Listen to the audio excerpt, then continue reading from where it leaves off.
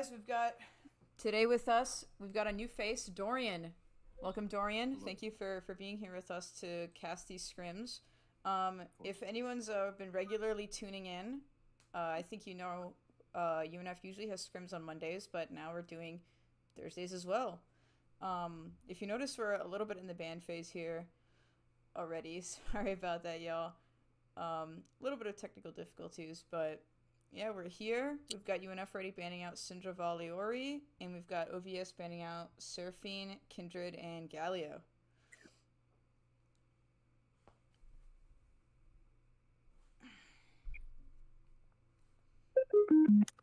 Can you hear that? Yes, I heard that. Sorry. No, you're fine. My apologies. No, that's all right. It's all right. And UNF Do I is sound any running different? Nefiri.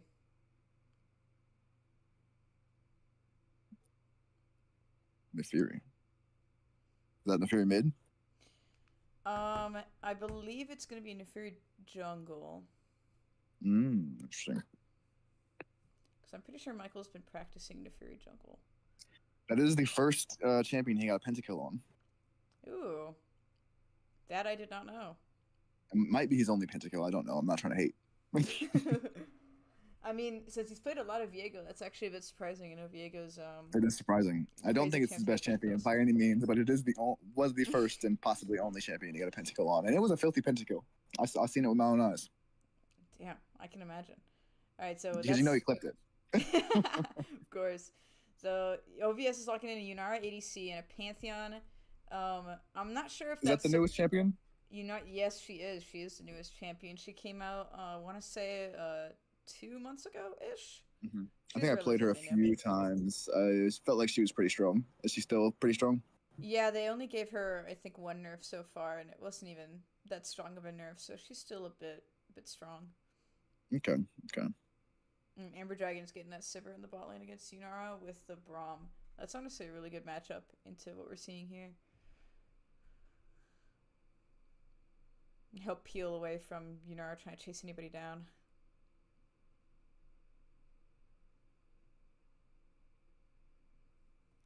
Are we like expecting Pantheon top, or are you expecting Pantheon somewhere else?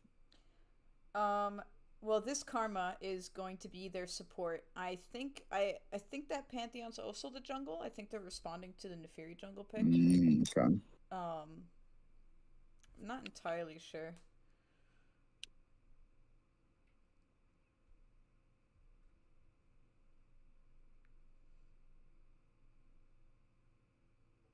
No, we are with the Karma actually locked in. We're on the second round of bans. They're banning Orn top.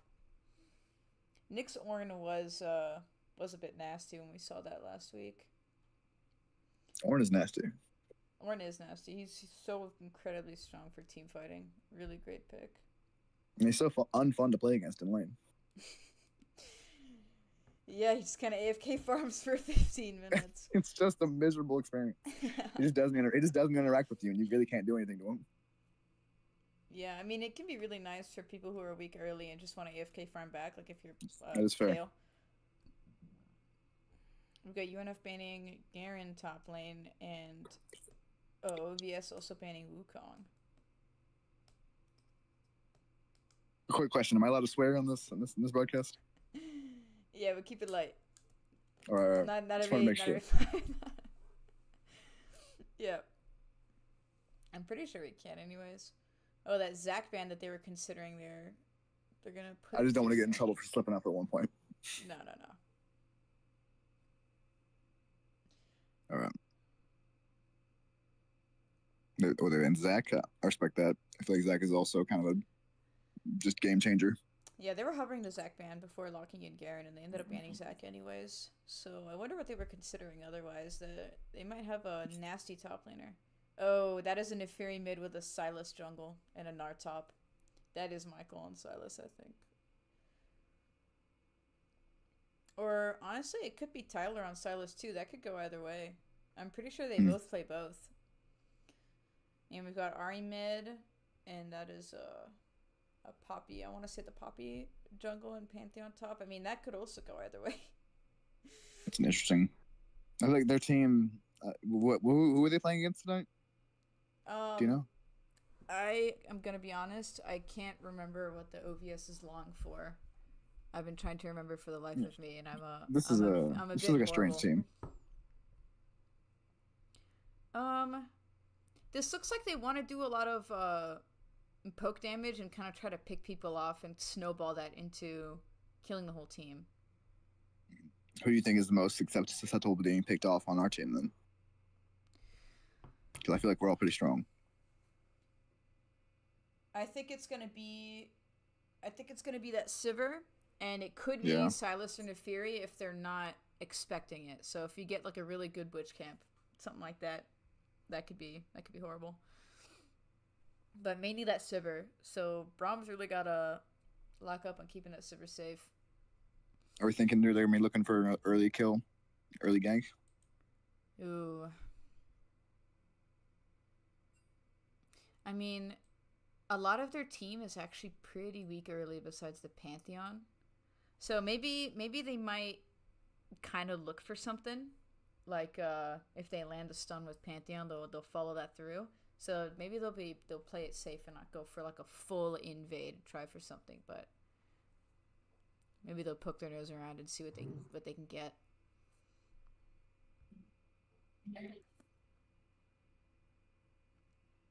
And so this should be Poppy top and Pantheon jungle. And I've got their name here, which horrible me for forgetting. That is completely my bad. Their name is Oversoul Esports Vanguard. Okay, okay. Shout out. Yeah, shout out to Oversoul Esports Vanguard. Thanks for scrimming with our team tonight.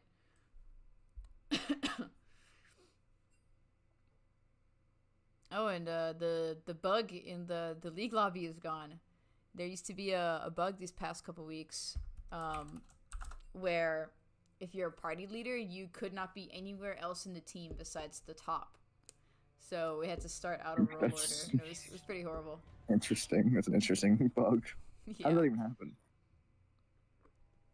I don't know. Small indie company, you know how it is. It's like you pull a wire out and then everything else just tumbles on the other side.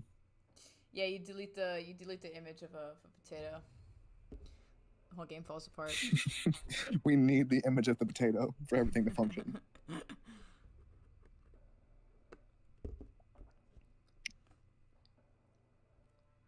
And we're gonna be waiting here for a little bit because there is like a 3 minute streamer delay Mm-hmm. with Buffer. spectating. Yeah, I honestly think the Silas pick at the end there was really strong. Being able to pick up the Pantheon Mm-hmm. R, the Poppy R, and honestly the Ari R too. All really strong. Um, all really strong ults to steal and use.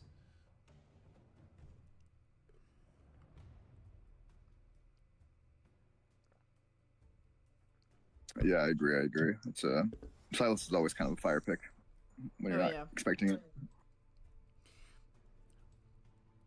yeah. Tyler normally does incredibly well in lane.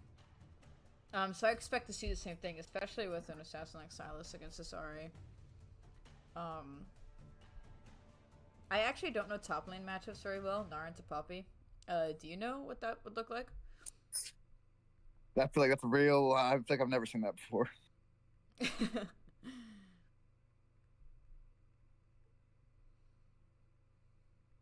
I, I just feel like that's gonna go. I feel like no one's gonna die there, personally, but we'll see. I guess it'll come down to like just who's better at the end of the day. Yeah.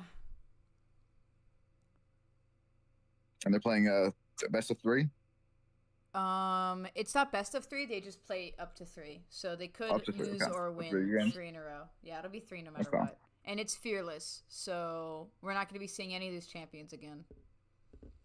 Okay. Oh, okay. That's cool. That's cool. Yeah. Yeah, honestly, pretty much everybody's pick here, they didn't really steal any champs away from anybody else. Not too Mm-hmm. much.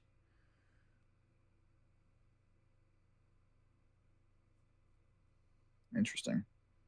Yeah. So it is Michael on Neferi and Tyler on Silas, right? Yeah, Yeah. yeah. Silas mid, and if you're in the jungle, yeah. I think the only pick that you could consider stolen was the Ari was taken from Jack Frost, and you could argue the Pantheon since I'm pretty sure Michael and Bradley play Pantheon a bit, but I don't really see that often in their scrims.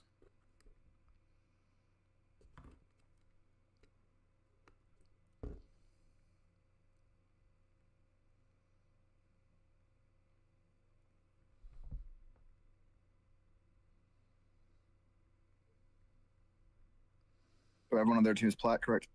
Yeah, pretty much everybody on the enemy team is plat 4 if I remember correctly. I can check that again.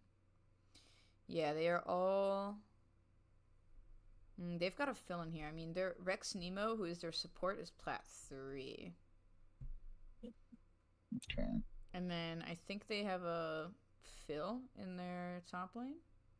I don't remember what user it was. They've got 6 people on their OPGG.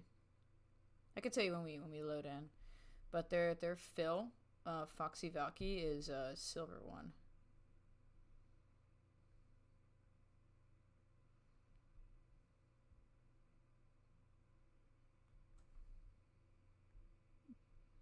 The Phil is silver 1.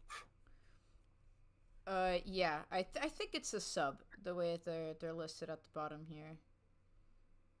Not sure if they're playing this game right now. I'd have to check their user when we get in.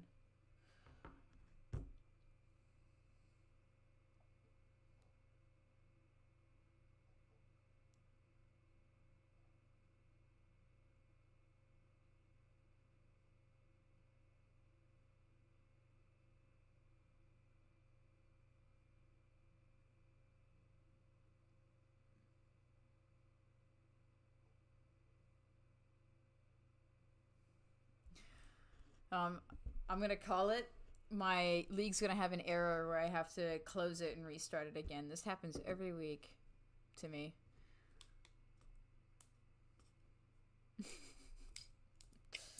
More technical difficulties. Yeah. It says something like failed to connect to client or something like that, and then I just close it and reopen it, and it's perfectly fine.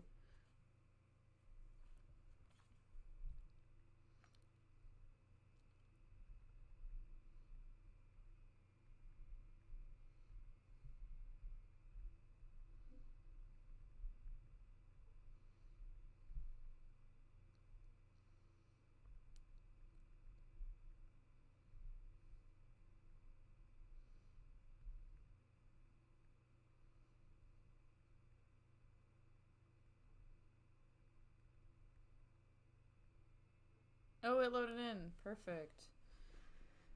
So happy. No, yeah, there's their silver 1 is not here. So their support is plat 3 and everyone else is plat 4.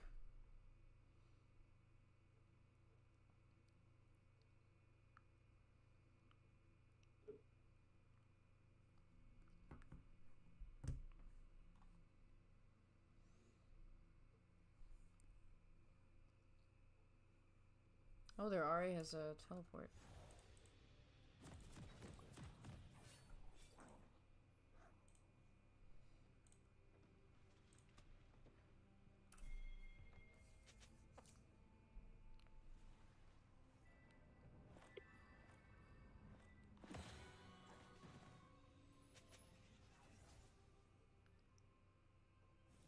Welcome to Summoner's Rift.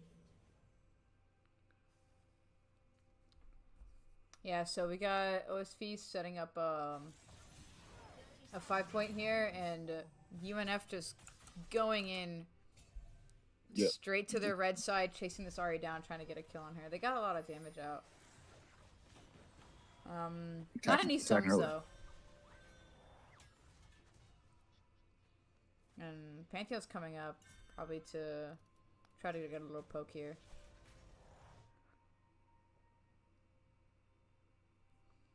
Honestly, incredibly nice early deep vision.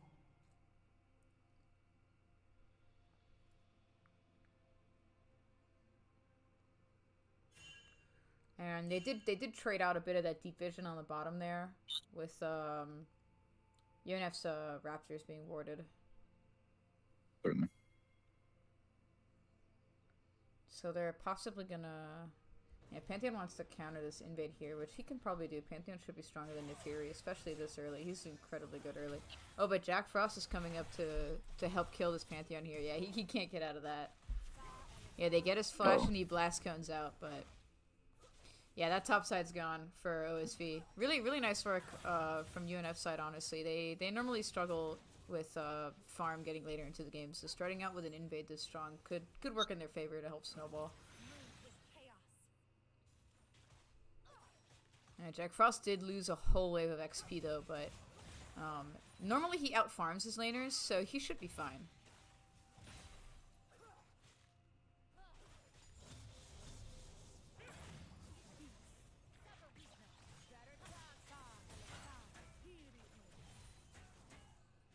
Getting a good bit of poke. Yeah, a lot happening in the bot lane. They hit level 2 at the same time, so not more than just a bit of poking. And top lane too. Just trades happening all around. Very violent game. Yeah, as per usual.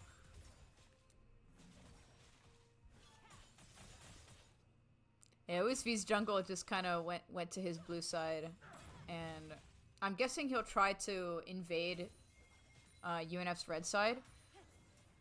Oh, but Michael wants to get behind this Ahri and help gank here with Jack Frost and try to get... Oh, and they got Ahri's flash too. And Mike Beast and flash just to secure the kill, and they get first blood. Ooh, there we go. Yeah. Yeah, so he's gonna be on his red side to stop Pantheon from coming down and getting the farm. Oh no, but he's going back to his blue side. That kind of surprises me.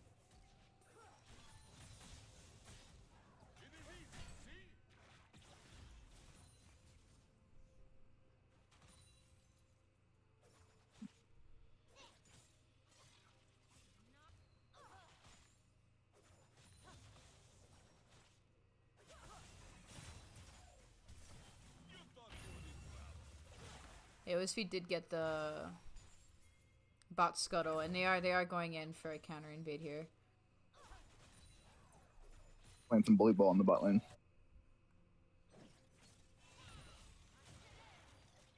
Top lane seems to be going pretty well though. Yeah, Nick's doing a lot of damage to this Poppy. I'm guessing Gnar into Poppy favors Gnar.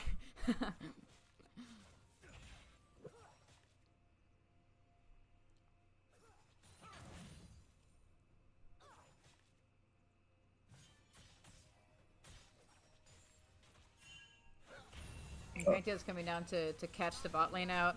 Yeah, they did not have vision up, so they do catch Oikawa there. And Ember Dragon makes it up. Yeah, incredibly unfortunate.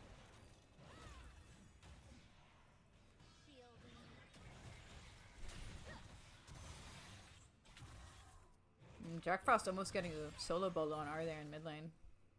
Oh, and Nick really close to killing Poppy too. Things are getting a little bloody. Yeah.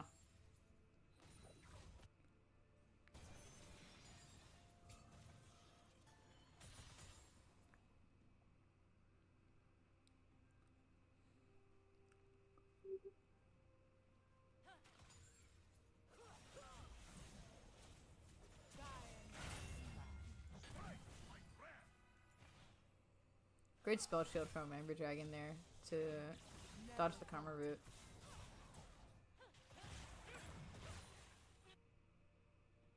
Trying to reestablish themselves. Man, Severin, what's the character's name? The new champion?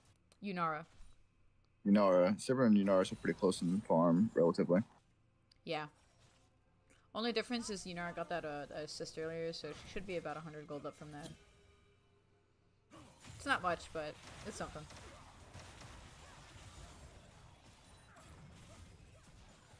Yeah, a lot happening with the both junglers ganking mid at the same time there.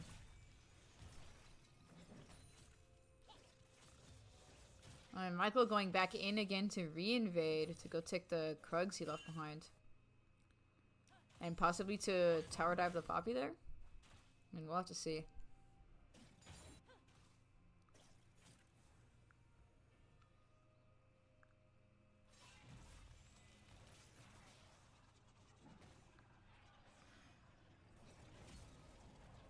Michael's not 6 off that, so he'll just be ganking normally. Ooh, And honestly, that great looks gank. yep, that's just cleaned up. Yep. Poor Oh, Poppy. and Karma almost dead in the bot lane.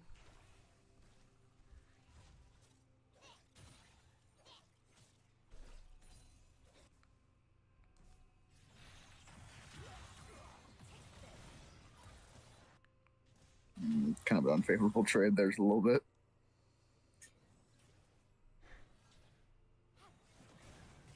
Yeah, but honestly, for Silas's sustain, nothing too bad. Nobody's got anti-heal yet for him.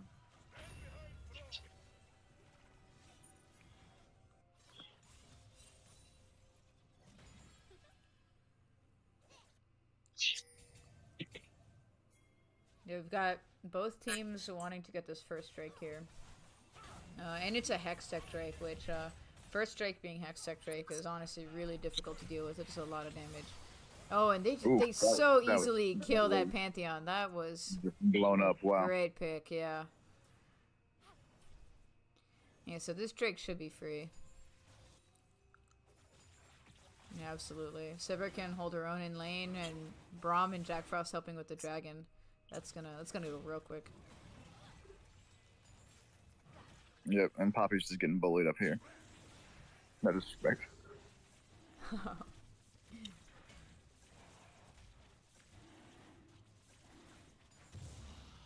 And there is first Drake going to UNF.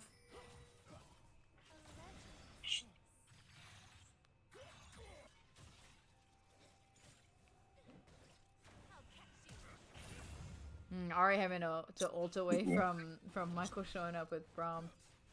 Oh, and they're instantly running up the grubs, so everyone's rotating down, collapsing on this Yes. Poppy. Great coordination.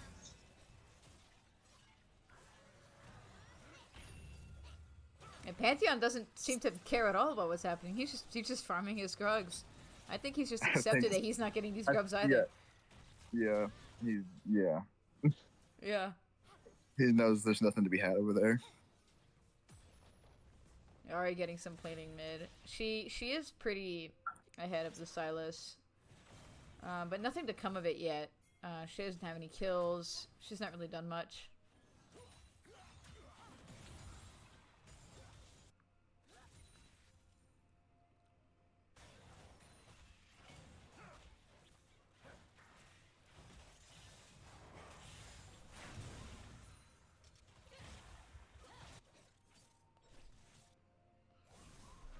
Yeah, easy first 2 objectives for Team UNF. It's really strong start. Especially Yes. making progress on those feats. Setting the pace early with the aggression. Yeah, next objective, Drake, and they've got boots already.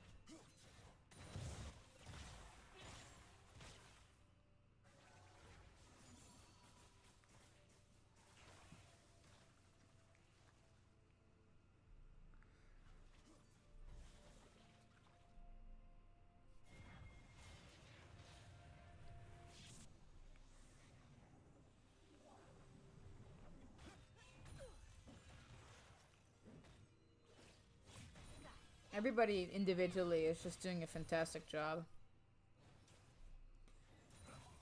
Absolutely. Yeah, really great to see. The only death being on the support is definitely a little favorable for UNF as well, though. But yeah, absolutely. If anyone is to die, support's definitely the best choice. Yeah.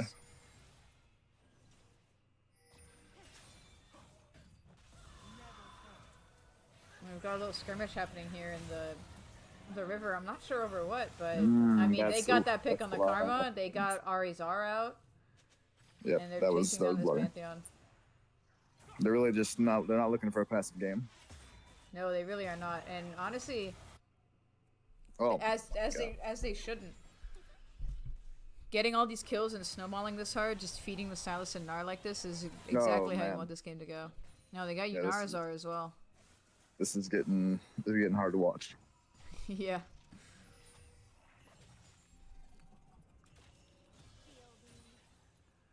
Yeah, what we still have yet to see is what a proper team fight unfolding looks like. which, Yeah, no, despite the lead they everyone's just have, you getting know how picked team off. fights go. They can be a bit coin flippy. Certainly, certainly. Everyone's still farming pretty well. Yeah.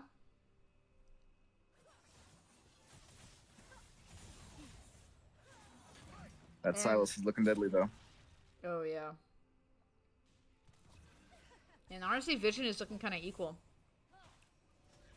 How their vision looks in terms of how deep and where they've got sight on. So we don't really have one team diffing the other with vision necessarily.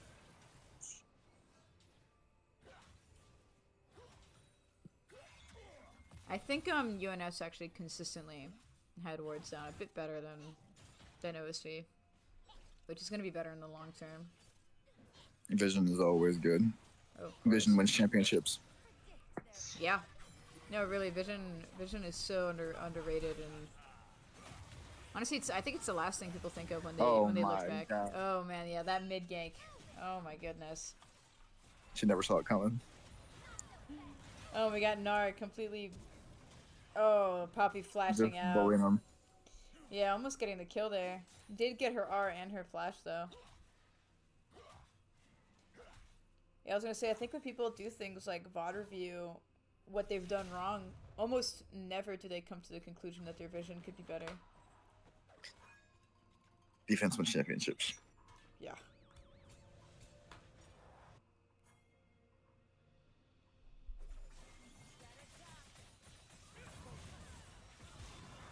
And Yeah. oh, and that Pantheon are coming down to hopefully Oh. not pick off this prom again. Oh, insane Are we R gonna- to are we help gonna Sivir see- get that karma and the oh my Yunara. God, it's not worth. If she can get this Pantheon too, Did she then live this though? is a free Drake. Oh, and Silas coming down to save her Oh yeah, that's a wrap. and finish up that triple kill. Yep. Yeah, that was not worth. The Braum, may he rest in peace. No, but he went out strong. He served up Yeah. that R on a platter, gave those kills to the Sivir. Couldn't have gone better. That- Besides him not That was dying. that was for the fallen homie. And that is a free third Drake, and they get feats off, or second Drake, and they get feats off that. Oh yeah. Yeah, this is looking. I will say, what is the red team was gonna have to start coordinating a little bit better as far as fighting off these just raids that UNF is pulling off. Yeah, Ari Just run up. rotated a bit late following the Silas down. She probably had to clean up. She was probably cleaning up a wave that got pushed in and couldn't rotate down as quickly. They're just running up in their village and taking what they want. Yeah. It's disrespectful, quite frankly.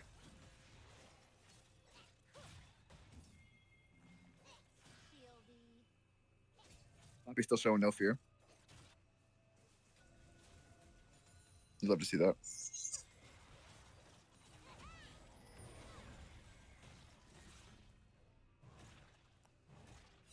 Yeah, Michael wants to keep this train going, and he wants to get that Herald too. Herald's going to be up in about 5 seconds.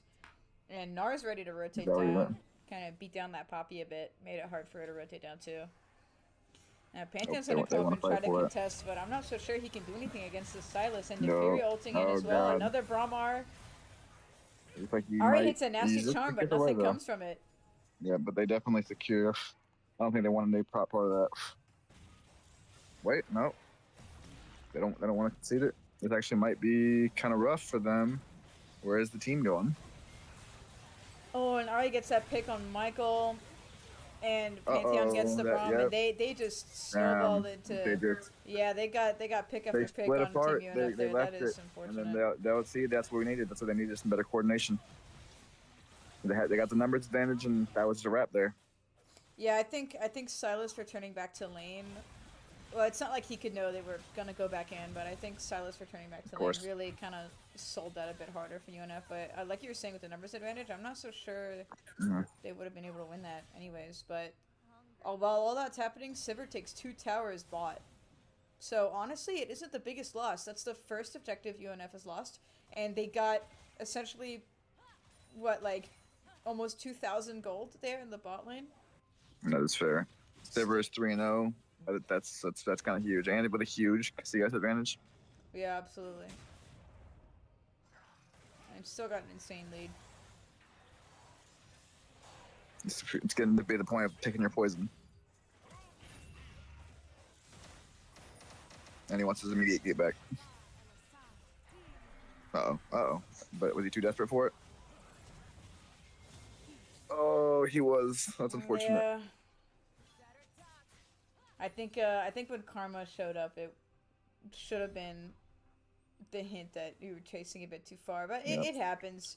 I can Yeah, that's the understand bad. trying to get that kill. That's the sin of greed, folks. Nah, but I get chasing down kills like that. I mean, Michael is incredibly strong. course. He's been He's able playing to the just Fury. kind of pick people off. Yeah, that was incredibly close. That honestly should have been. He is his playing the had Fury. that That gone a is bit the better. you can't run from me champion. Yeah. I mean, yeah, Pantheon flashed over the wall and she just backflips. It was just quite unfortunate that he had his homies there for him. Yeah. Truly. Otherwise, his soul was spoken for.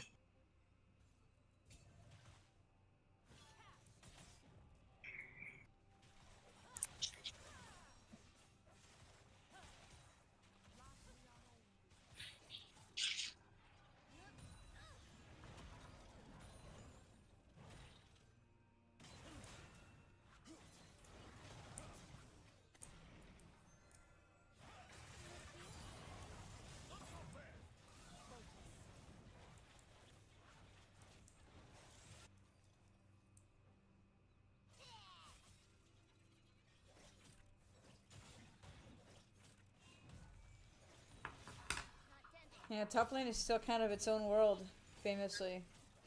Still nothing going on here. Both towers are up, more poking. Just a lot of Gnar asserting dominance. Yeah. I mean, and he's right too. Look at all this free damage he just gets to do all the time. Just really keeping Poppy out of the game.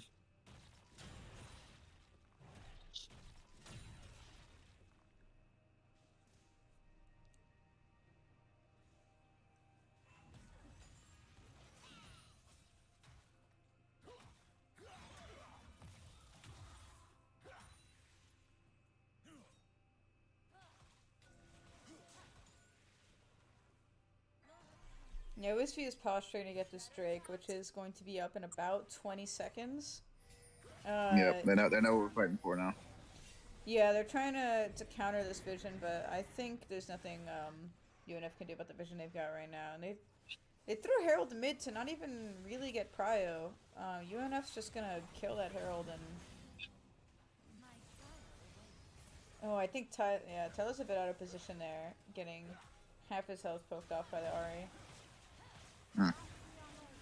Oh, and Michael just ulting into the Ahri there.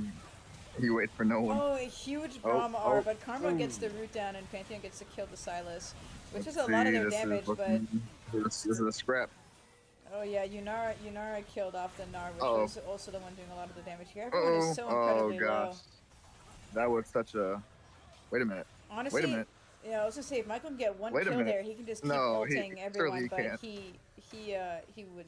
Ah, Oh, and Yunara if flashing only. in to try to catch him. But he just barely gets out. Man, that was Yep. that was frustratingly close. that was almost bloody. Yeah. Almost.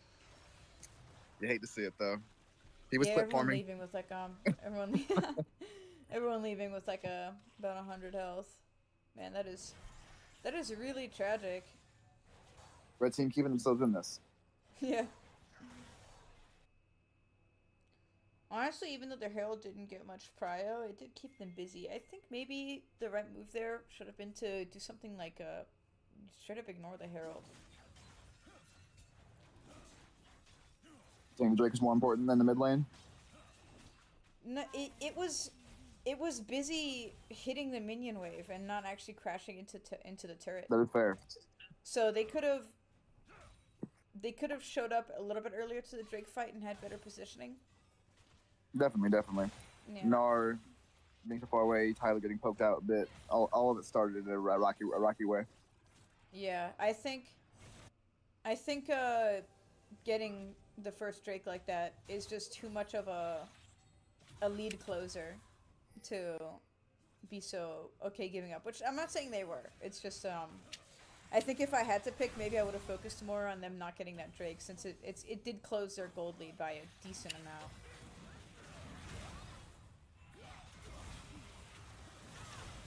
Oh, huge stuff happening in this bot lane here. Lots of ults getting spit out. Michael ulting in, and Sivir and Braum ulting as well. And this just broke out into a full-on team fight with Nar TPing down and Ari TPing in as well. But they have to back off before they get picked off again. Yeah, we don't need that. Yeah, and Yes, OSV still has a lot choice, of their ults here. But UNF's got a little bit better poke, so they can kind of do some damage while they're getting chased here. You know, leading into Otacon is not great. They do not want to start the Otacon while they're low. Oh, and Pantheon flash stuns Michael. Michael kind of missing the flash, but still getting out. I think they made the right decision. They're hitting Otacon so it can do some damage to them. They are way too low to deal with that right now. Depends on the swing. Oh, Jack Frost chasing down the Karma, getting that pick. Ooh. Looks like they're going to be taking mid lane here. I think they're just going to tank it. The Amber Dragon is going to try to get that Poppy, but Poppy's just a bit too quick. I don't think she's going to be able to catch her.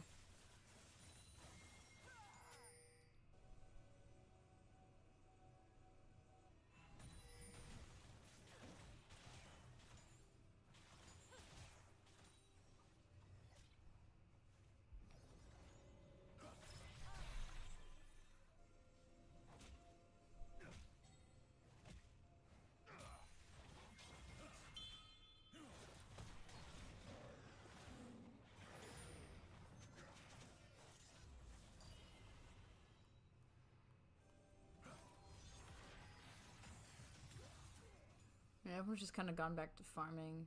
Not much to be done until these objectives get back up. Seemingly calming down for the time.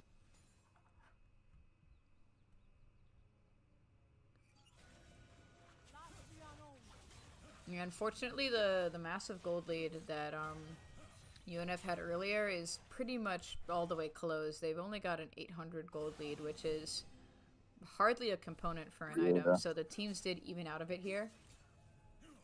The last few interactions, the last few squabbles, definitely heavily going in favor of the red team. Yeah.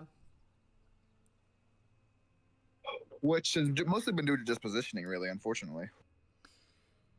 Yeah, OSP seems to do a better job at getting to objectives early and establishing their vision and their presence there in a way that UNF has to try to pierce, which isn't the easiest thing Also to do. showing, they were showing, to give more credit to them, they were showing no fear whenever they were down early, and just grouping and pushing forward toward objectives. Yeah, I think whether you're behind or in front, you should do your best to try to get these objectives. They're really important. Definitely using the numbers a little bit advantage. Oh yeah. All right, so here we're going to be seeing another team fight. Although, yeah, we're getting bottled up in that little passageway there. Yeah, ooh, Ari missed her charm. That's a perfect thing to go in on. With Jack Frost going in and hitting the stun, and Braum hitting a huge R. Might be some not R-ing yet, sitting on his R. That is... Oh, I think he wanted to save it for a certain time, just kind of got killed before he could do it. Yeah. Oh, he used it right when he died. Yeah, that was really unfortunate timing. Yeah, that is a hard one. And Yunara just scales so strongly after getting her first item. I think she's being pretty underestimated currently. She does she's getting big. Yeah, absolutely. I think if UNF wants to get anywhere, they've got to focus on picking off the Yunara rather than trying to get the Pantheon or the Ahri. Ahri's honestly kind of weak, and Pantheon quite famously falls off incredibly late. Yeah, and he's got that stun. He's hard to kill. I think if they can get to that Yunara, that would be exactly what they need. He is becoming a rather low priority, but also just kind of annoying it still, regardless. Oh yeah, even though he falls off, he will still have that stun and be able to disable whoever can get things done. And here we've got both side lanes being pushed at the same time, trying to trade turret, but I think UNF's going to get top, and they're not going to be able to get bot turret since Nar's coming in. Yeah.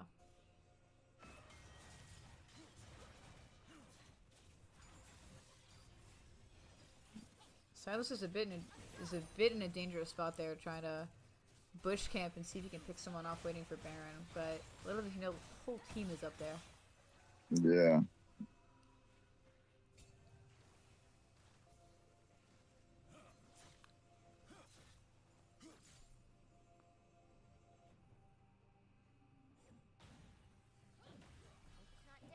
Michael very far from the action too. Yeah, I think he was just kind of clearing, and they'll be looking for it in a bit.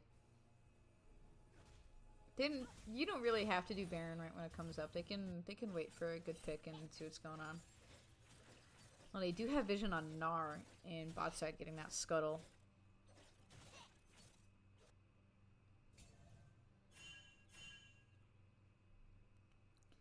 Yeah, and they see Stylus still hanging around Baron. Yeah, I think dispersing a little bit.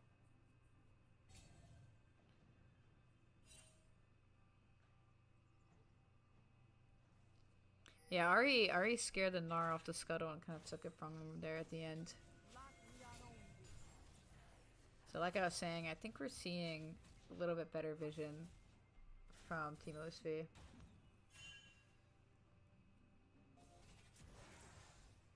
They figured out what they were lacking.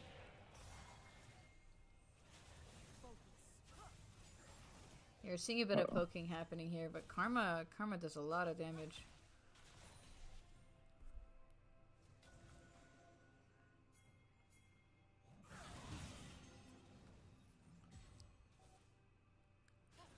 Oh, we've got Gnar in the bot lane really far from this fight. I mean, he could TP in, but that'll bring him in a bit late.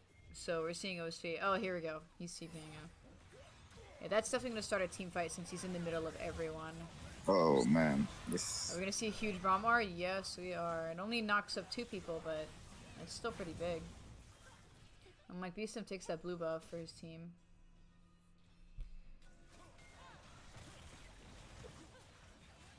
They kind of canceled. They kind of backed away from that fight. Yeah. Didn't let it go into killing a whole team again. Oh, and Jack Frost is coming in to kind of see it out, see if he can pick anybody. I'm not sure Jack Frost can get much here. He's kind of alone. Yeah, this is a little dangerous, a little dicey. Michael coming up from below.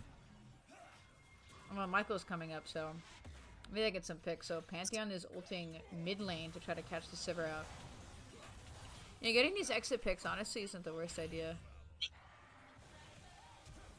And Michael ults the Poppy to keep chasing him down, but Yunara is chasing down this Sivir, and Sivir does not get to kill that Pantheon. And Poppy's Michael just a little too doesn't get that beefy. Poppy either. Yeah, she's a bit tanky. Oh, heavens.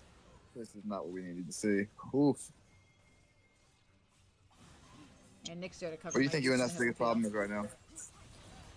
I honestly think they're just I think they're getting a little bit outskilled right now. Yunara definitely outskilled their Sivir. Pantheon is not. It's not late enough in the game for Pantheon to fall off yet, so he's still got a lot of strength to him. And I think they're underestimating. They're consistently underestimating how hard it is to kill Poppy. Yeah, and kill anyone really. It seems like the damage from UNF certainly dropped off a good bit. Yeah. No one's really packing that gunshot kind of damage. Yeah, that's part of what I was getting to with outscaling, and also just things like our Silas is building Hextech, Rocket Belt, and Rod of Ages. These items aren't the best for doing damage. They're good for being a bit beefy and having better sustain. So if your goal is to go in and assassinate someone, those aren't the items you're building. But hey, that's fine if you don't want to assassinate people. It's just you can't not build for it and then act like it's gonna happen. It's not. Yeah. Yeah.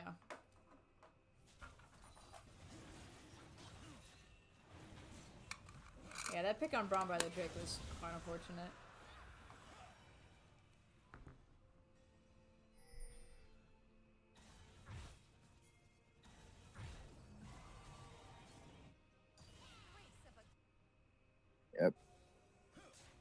Looks like 12 to Pantheon and 18. Karma are Things are coming taking a down big to swing. try to catch this Gnar out and maybe push to get this turret. Yeah, turret's quite low. Pantheon can definitely tower dive for it. Gnar's just gotta abandon it. That kind of sucks.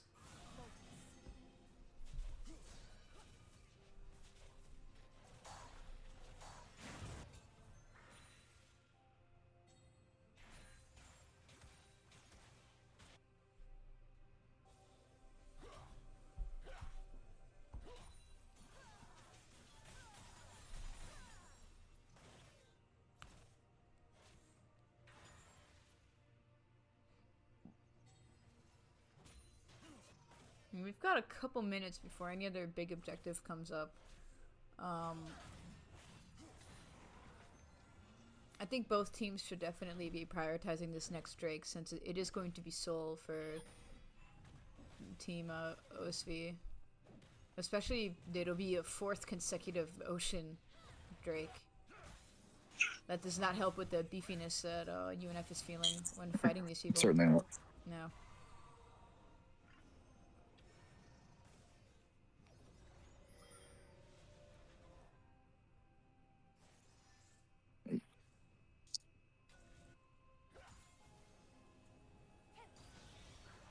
It's looking a little dangerous.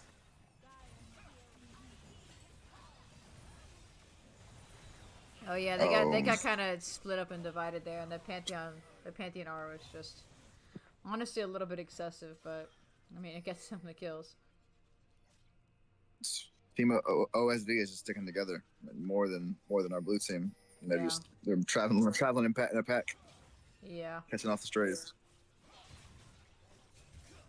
Yeah, being split up is really the last thing UNF wants right now. Kind of what you were saying before the game started, no? About their team comp. Yeah. No, yeah, yeah, OSV looked like they wanted to kind of pick and snowball, and it seems like they finally got what they needed to do. I mean, some champs like Unara, that's kind of just how they play. They have incredibly horrible earlies until first item, where they just have the most insane power spike known to man, and they just get one kill and they start winning the game. Kind of like Jinx and Zeri and other champs like that. So I think the early game going really well for UNF. We were just kind of waiting for what would happen when Nara and Ari and Pantheon would get their first items.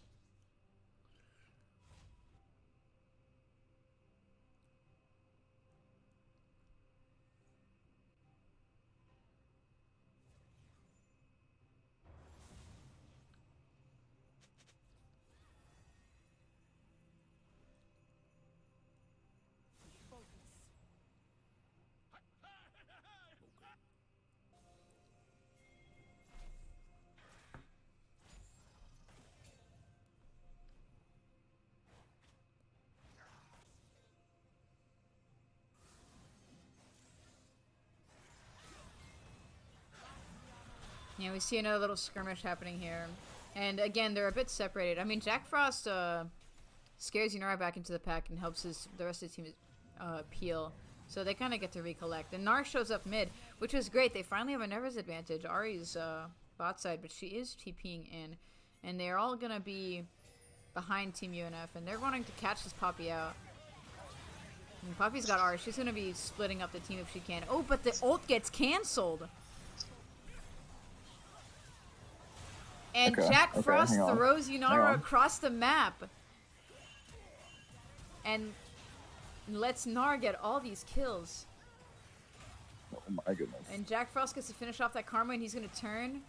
And he's going to hopefully finish off this Pantheon, this Ari as well. Oh, that healing. Oh. Ooh, so that close. was- No, my. The beefiness. The underestimating the beefiness. No, but that team fight was played a lot better than the other ones. They That was really beautiful. stepped up their game. Yeah, using the stolen Poppy art to throw the Yunara away from the fight to snowball into those kills was insanely good choice. I think all it is now is they are simply just lacking the strength. They have been behind like 5,000 gold for a bit now. Which is a lot. That's a handful of items. Yeah. And that is Ocean Soul for Team OSV. So that's gonna get even harder with them having That's huge. so much healing. Honestly, I'm surprised that there wasn't any anti-heal built towards the Silas, but now that UNF's feeling a bit weak to his fee, I can understand living without it. It didn't Yeah. save him that fight earlier, so you wouldn't necessarily classify him as a problem.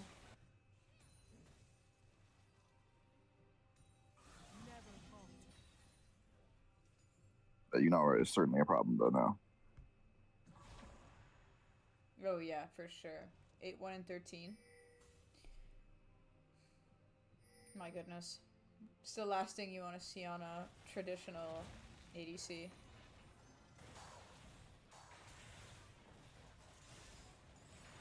The good news is Yunara is full build, so she does not scale more than this. She is done doing. This is it. This is her final peak form. damage. This is her peak damage. And Sivir is almost full built as well. Only the only components that BF sword. So they are going to be even pretty soon. I do think Yunara just beats Sivir off being a new champ that hasn't been balanced yet, but in the late game you're looking for things like that, like when they're done scaling.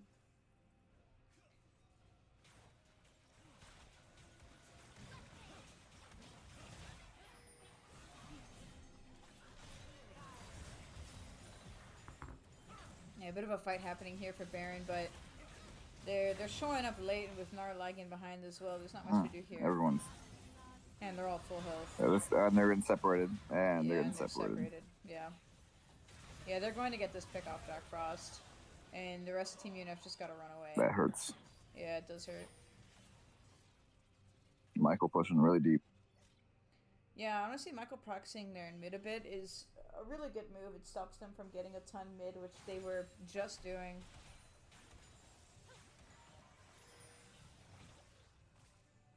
Oh, when he dodges the slow. Yeah, so he gets out there. Ari is racing down to see if she can catch Michael. Ooh, and he just gets out.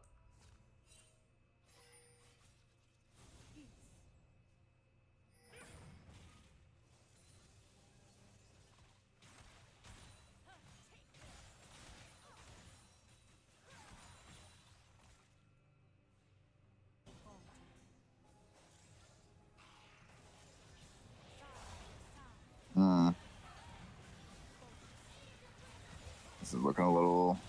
Yeah, yet again getting a bit separated there and letting the pick happen. That was a bit unfortunate though. Nick kind of peeled for the rest of the team that could escape better than he could.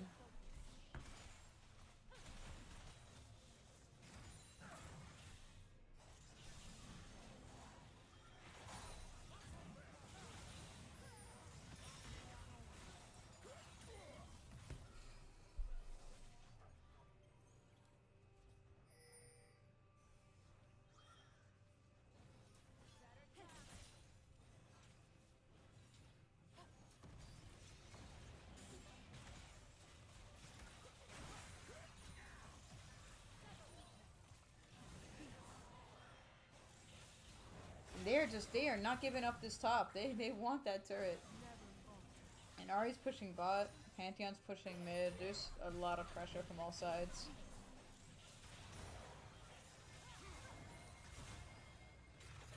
And Pantheon ulting in. They're flashing in to try to finish off Jack Frost there, but he just barely gets out. Barely escapes. Yeah. And they are gonna get all three inhibs here. They might back off and leave those Nexus turrets alone, unless this turns into a really good team fight for them. Ooh. Yunara almost lifting a bit there.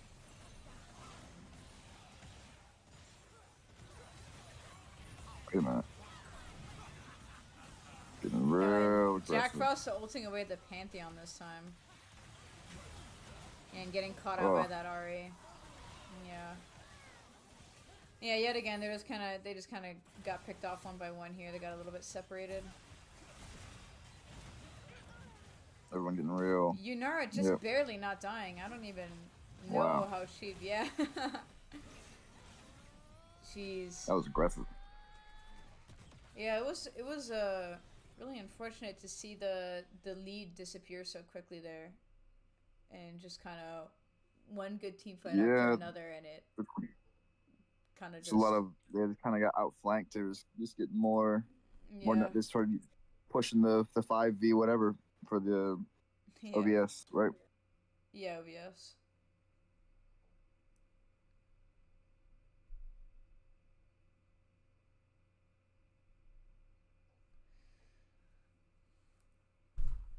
I'm not sure if a pick comp like that is normal for OBS. I'm not sure if we'll be seeing them try the same thing again. But I'm certainly interested to see who everyone's picking next game. yeah, I was gonna say that I hope UNF at least learned a bit about who exactly they're playing against, if you can get what I mean, Mhm. and adjust for that in these next couple rounds. Who do you felt like was the biggest influencer of the game on for the red team? Definitely that Yunara. They Lunara. yeah, real early when Pantheon ganked and they got that Braum. Yeah, Brahms is kind of out of position a few too many times. Yeah, that first kill did go to Pantheon and not Yunara, but you could tell that they were trying to feed Yunara a little bit and try to rush her Hmm. first item, because I think they know that once they get her fed, she is going to destroy the game, and she did. She Hmm. got she And got you that think that first was item. She got her Yuntal, and it was over. yeah? You think we're expecting similar bot lane strategies, like sort of trying to target support? I mean, if it ain't broke, don't fix it. So yeah, Fair probably enough. if I were them, I would go for the same type of comp. Yeah. Nice. So the Seraphine band is the same.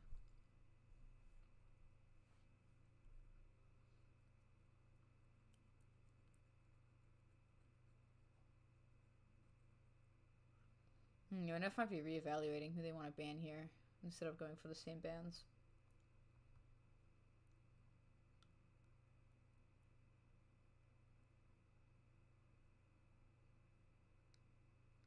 No, that Syndra. Syndra band's the same. Kindred is the same as well. They know who they don't want to play against. Ooh, volley ban.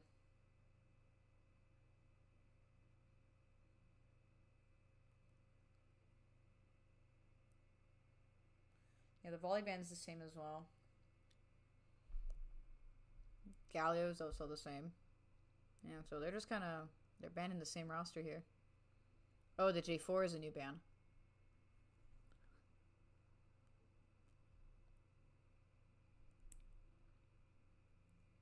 Got a Wukong pick. I believe that is Wukong top.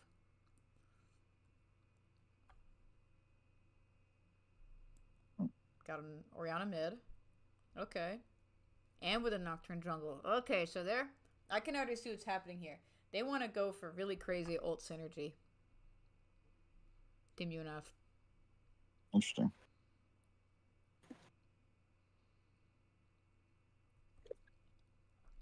Yeah, they run like vaguely the same team comps pretty often. It's clear that it's something they practice with each other and they try to do in scrims, is to pre-plan out kind of some team comps and get those down. It's gonna be a Victor mid.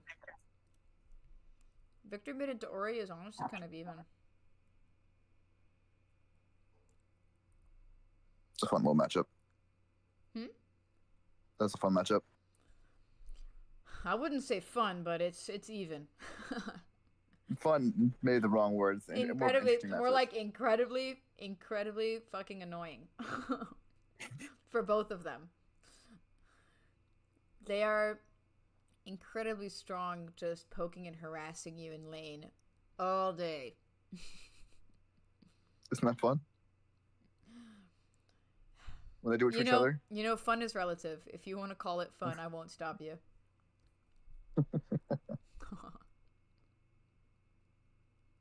It's fun the way watching a couple argue at a restaurant is fun.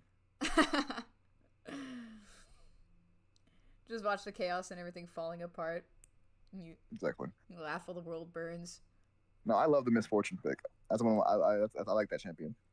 That's what I'm saying. Like, do you see the vision here? Like, Ori's gonna ult the whole team, collect them all on a pile. We're gonna get Misfortune ulting all of them. Nocturne can get that started by hitting a fear on all of them. I like that. Like, they're going for crazy ult synergy here. Misfortune got that blamer on her. That's the ult. Yeah, the Alistair and Rel bans are new, so clearly they're concerned about some supports that could ruin their comps here. And it does look like they're going for a pick comp again, with Saya, Victor, and Wukong. So I think they're going to be going for vaguely the same strategy of just sitting back, letting the guys that do damage scale, and when they hit their power spike, they're gonna try to snowball. We're seeing that Garen ban again.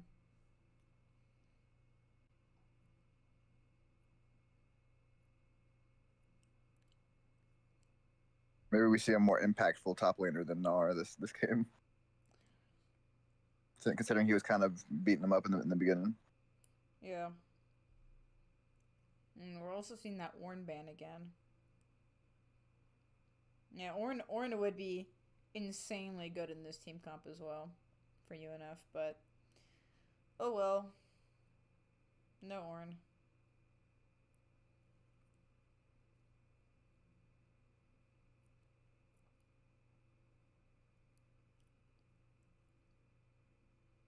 Ooh, Leona.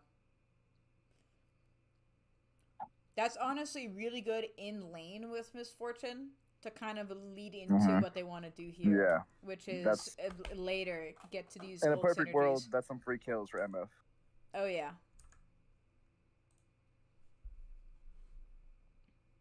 Tom Kench is vicious though. Tom Kench is vicious. He can ult cancel that Misfortune. And that is going to be tough. Ugh. Yeah, so this Tom Kench is Tom Kench support. In that Yorick. This is. They certainly do play teams that are hard to kill. Yeah. They really do.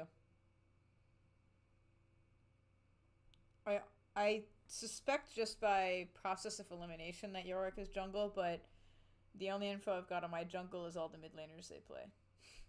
And ADCs. So can't tell you much about their jungling. Is Yorick jungle like a thing? Yeah, I'm pretty sure.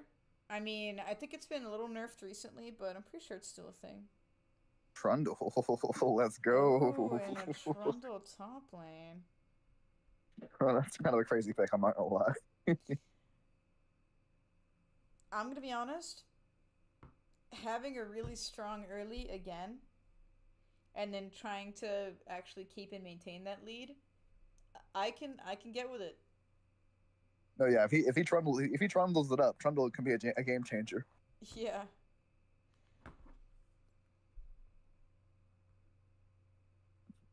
I know about that boy Trimble.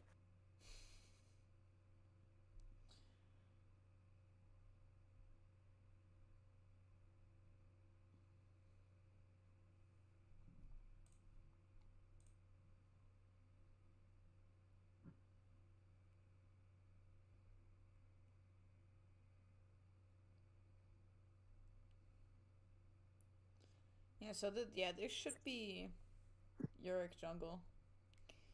Which, I haven't been seeing it a lot lately, but I know it's still incredibly viable. His maiden and his pets are still just incredibly strong at killing creeps. Of course. He travels in a pack. Yeah, I think it doesn't matter how much they nerf him, he'll always be viable in the jungle.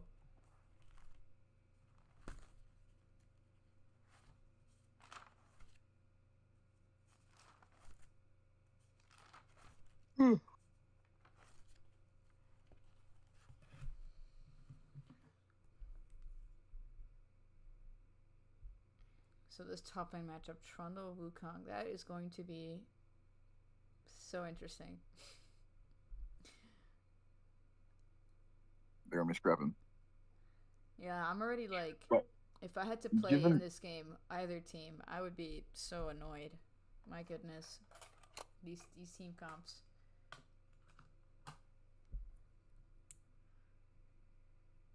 I'm excited to see how bot lane goes. I feel like that's the real matchup to look out for. I know, I yeah. feel like Zaya, Tom Kench, Misfortune, Leona. Holy, someone's dying. someone's dying early. Are we at 6? People, there's gonna be deaths. Yeah.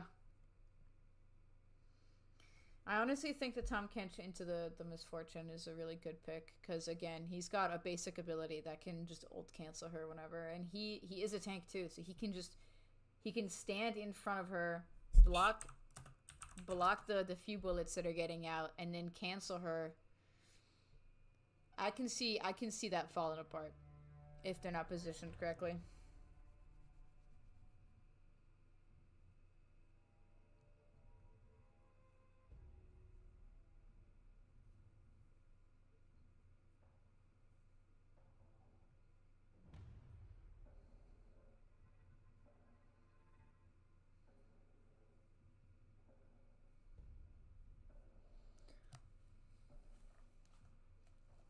I mean, I hope this doesn't go too poorly.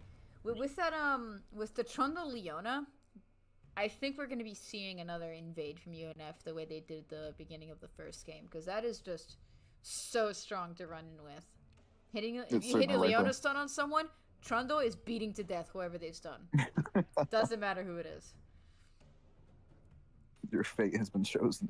Yeah. Yeah, so if Bradley can land that, that's going to be a huge first blood. Especially if they can give it to Misfortune. If they can give that first blood to Misfortune and she gets to back and buy a longsword, lane might as well be over. Oh god. In a perfect world. Yeah. UNF did have pressure in the early game, last game. Only a bit. They did impressively well. Every single lane. They did so good.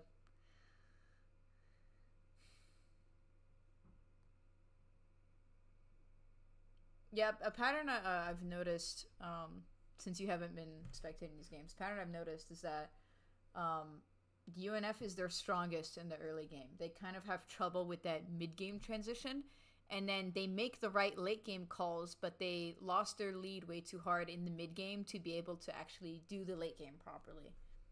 So there's like a bit of frustration there.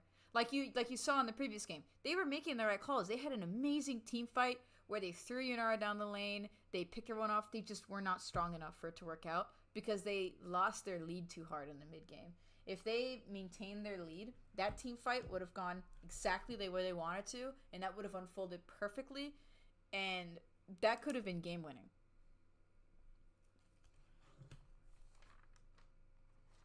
So yeah. What do you think the trouble is from transitioning? I think getting out of laning phase but still being split up and kind of like knowing when to rotate and group up and how to position yourself around objectives is incredibly tricky. And I think it does seem like a lot of them did want to be individuals in the later game. Yeah. I think it's just tricky enough that they tend to not have that figured out as well as their competitors, which isn't to say they're doing horrible. It's hard. It's a learning process. They're doing what they can. They've been learning a lot. They've certainly improved massively since they started scrimming together in the summer. But there's always something you could be doing better. Always. Yeah. I mean, I'm incredibly optimistic. Bradley and Michael have both been climbing like crazy in their ranked games. They've been improving massively individually. Nick came back from a hiatus, and it seems like he didn't get rusty at all. He came back kicking. Tyler's finally in his lane where he wants to be. He was ADC recently, but he's a mid lane main, so he's finally enjoying his main. We've got Caitlyn having lots of fun as ADC. So, I mean, the team is Love that. certainly thriving.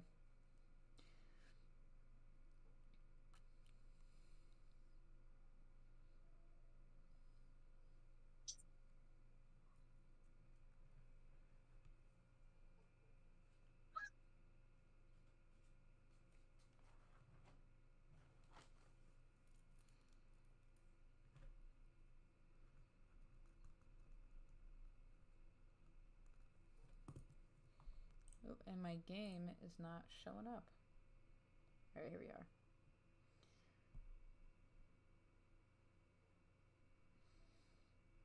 Oh, Misfortune going first strike. Okay. So we might not be seeing too much early from Misfortune. First strike, you normally go when you kind of want to play back and just farm and scale and worry about kills later. Okay. So maybe we won't be seeing any action, but I mean, if there's a kill, who's gonna turn that up? Oh, and Trundle is AFK. Oh no.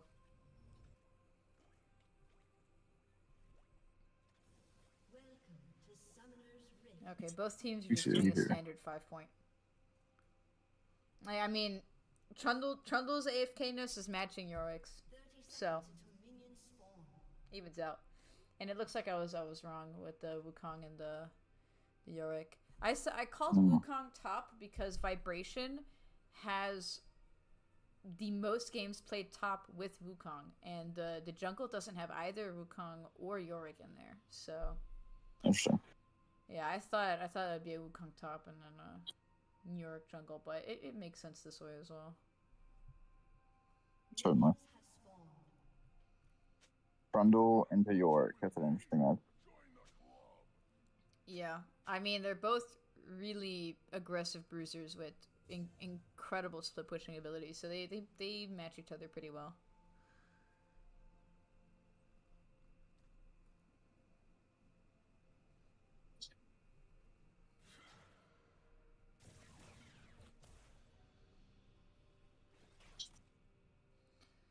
And the poking has begun.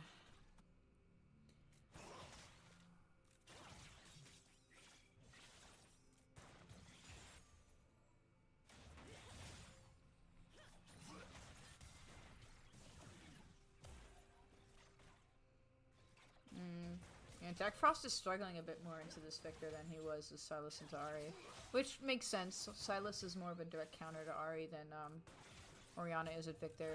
They're both burst mages with about the same range.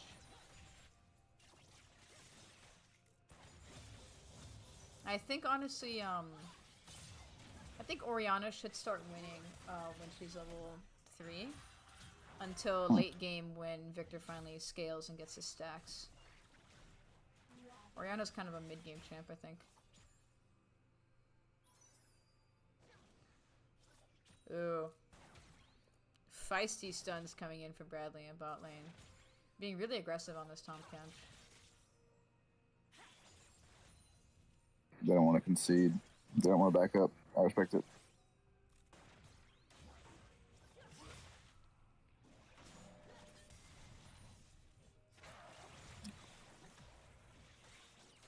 Ooh, the Tahm Kench hitting getting that barrier and the flash from Misfortune. Ooh, Trying to get that kill on the Tahm Kench. oh, the flashing Yeah, in the death. Yeah, I think tunnel visioning the Tahm Kench there wasn't the best idea. I understand an early kill being exactly what you want, but I don't know. I don't think it was a great idea to leave the Misfortune to die there, and it looks like giving Xayah 2 kills. Oh, no, he gets out.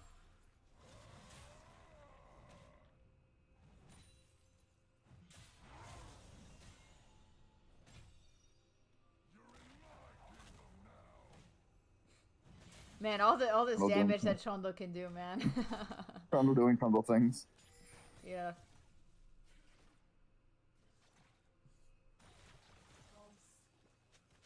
York missing his maiden. Well, his maiden is his ult, so he's not gonna have Well, maiden yet. He's desperate for her. He's still alone.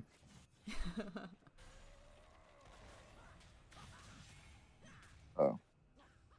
Nice one. Wukong ganking top and not really getting anything besides just some space.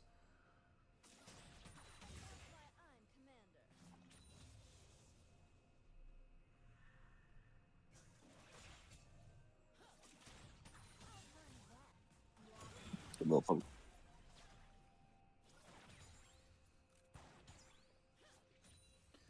Yeah, mid lane's vaguely even, both on poking and farm. Jungle's pretty even too. Top lane, Trundle's doing a lot of damage, but he's falling behind on farm a bit. And we saw that kill bot lane. Is Nocturne something we expect from Michael frequently? Say it again? Is Michael like a frequent? Is a Nocturne a frequent pick for Mike Beeston? Oh yeah, Nocturne's an incredibly comfortable pick. He does great on Nocturne. Oh, so close on that Xayah. Oof. Yet again, they kind of have to abandon that. Oh my, what a... I don't know what that ability is called, but what a play from the Tom Kench there. That was nasty. Yeah. Honestly, if they get a bit greedy, Misfortune could maybe clean up one of those two, but I doubt it.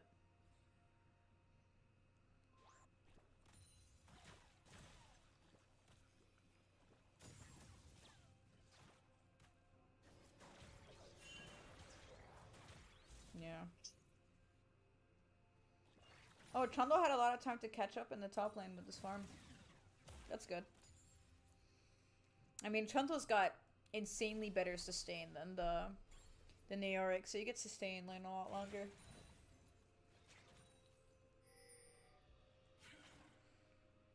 Yorick coming back with Tiamat is not gonna be fun though. Ooh, but Trundle Vampiric Scepter, yeah. Yeah, it seems like Trundle is trying to focus on beating down the Yorick and kind of winning lane through constantly pushing him out and bullying him off farm. The violent way. The violent Trundle way. Exactly as Trundle is supposed to be played. Oh, we got Wukong looking top again. I don't know about this potential tower dive. I'm not sure it'll be an incredibly good idea, actually. Yorick certainly gets a kill there. Not Yorick. Trundle certainly gets a kill there. They try to tower dive. Yeah, absolutely. If Wukong has 6, that could be a viable tower dive, but he just needs to come back in a little. Try again later.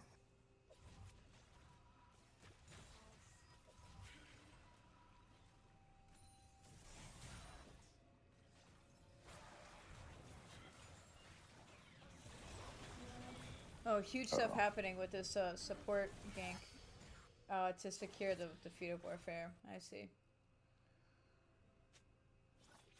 Yeah, Tom Kench has been roaming for a while. He still isn't level 6. Oh, and he's gonna continue his rampage towards the top lane. But Nocturne's gonna show up to counter gank. He's coming into R. And I'm not sure Tom Kench is going to be able to do much to support this. Oh, but Wukong's coming in to counter gank.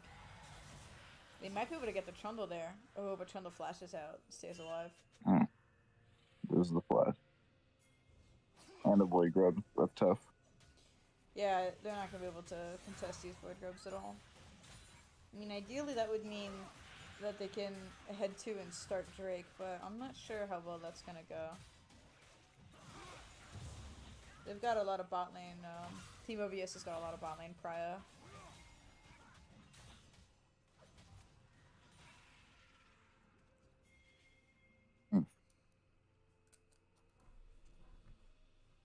Carrying momentum into this game.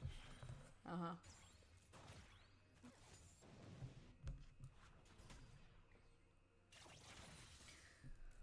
Oh, but UNF did make it to that Drake, and they are posturing for it, and Wukong is still topside, so that's gonna be an uncontested Drake. So at least they'll be even on Objectives. Yes, on objectives. Thank you. Yep.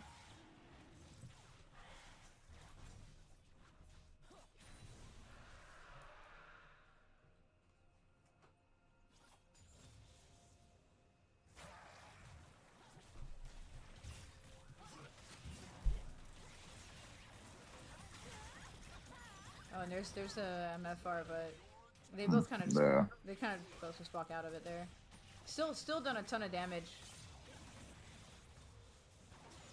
Oh, the Tom Kench hitting level 6 there is not looking good. Oof. Oh, and Zaya doesn't hit the art. This could be a double kill for Amber Dragon here. If he plays it right. There's one kill. Nocturne's coming down, maybe to clean up. No, not quite. But, I mean, that one kill is certainly something. Oof. Doesn't die, though. Ideally. Oh, but Nocturne R-ing back in to wait clean a up that minute. kill and get that Let's shutdown. go. Huge. I don't know why she felt so safe. Yeah, I'm not sure why either.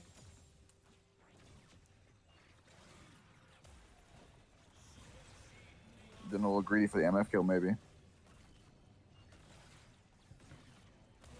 Yeah, we might be seeing another kill on Jack Frost Ooh. here. Ooh, Oh. so close. That Victor laser, man.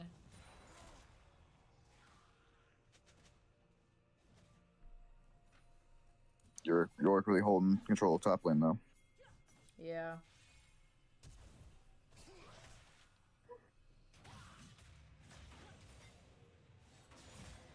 Yeah, the Wukong being bought here is not good for Bradley, who just wants to get a little bit of vision, getting caught out there, getting chain CC'd. Really unfortunate.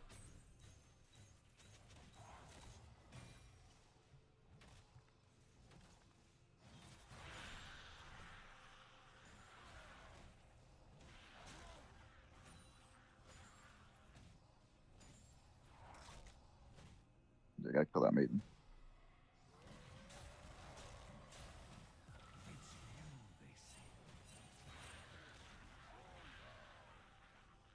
Now that maiden is doing so much to the Trundle's health, but still no anti-heal. I don't know, I feel like if I was leaning against the Trundle, it'd be the very first thing I'd buy. Is that anti-heal? They're really grabbing up there. That's certainly, you're certainly right.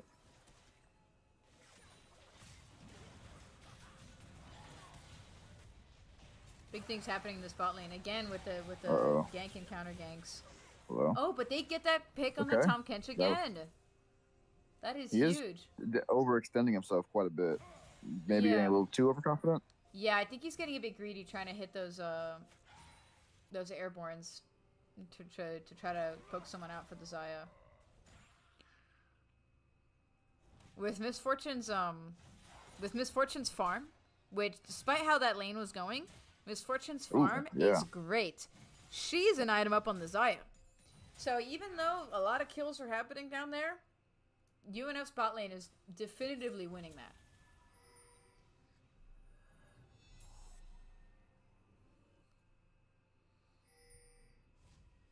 And honestly, with objectives being even, and the jungler kills being even, but with the farm being up, UNF's winning in jungle as well. And I want to extend that to top lane too. Like I was saying, Trundle caught up on farm, sure down 2 plating, but he's coming back with his first item, and Yorick isn't.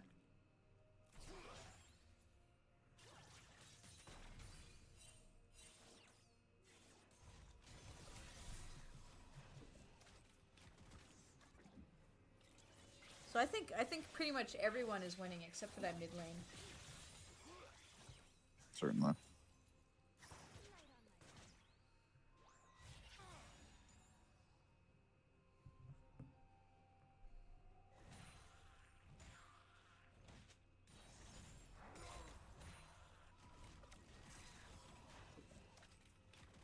Turret plating will fall soon.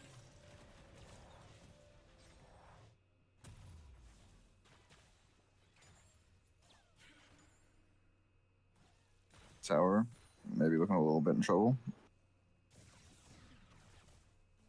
No, probably not.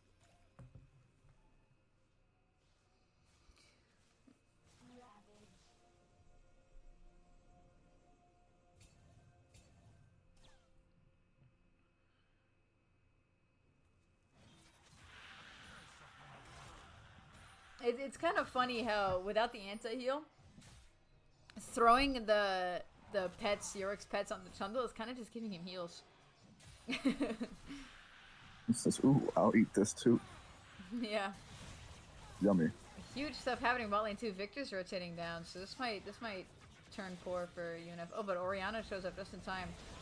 Huge Nocturne R. I Oh, want wow. to see. I want to see a big Ori R. I want to see it. Oh, the Misfortune R. Oh, there's ooh. This is exactly a what lot I of saw damage from happening MF. in the draft. This is exactly what I saw happening. That is huge.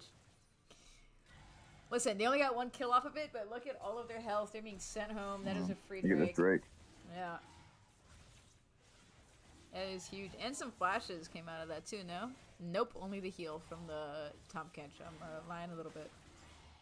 Yeah, they got that heal off.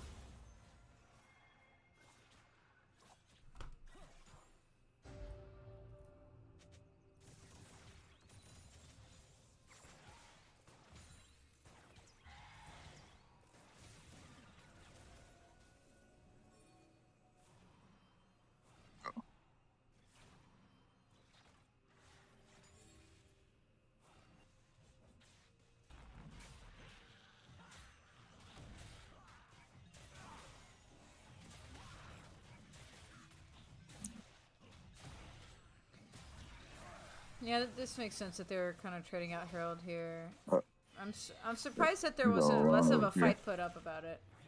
Oh, that's bad. Oh yeah, that Misfortune is not getting out of that. Oh, maybe? No. Ah, I was expecting a little bit more of an effort to contest that Herald, but you know, it is what it is. Oh, and OSU just got feats off that turret. Yeah, it was either that turret or the next objective.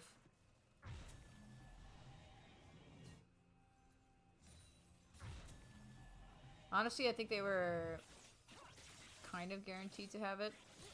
It was gonna be based off turret regardless, but yeah.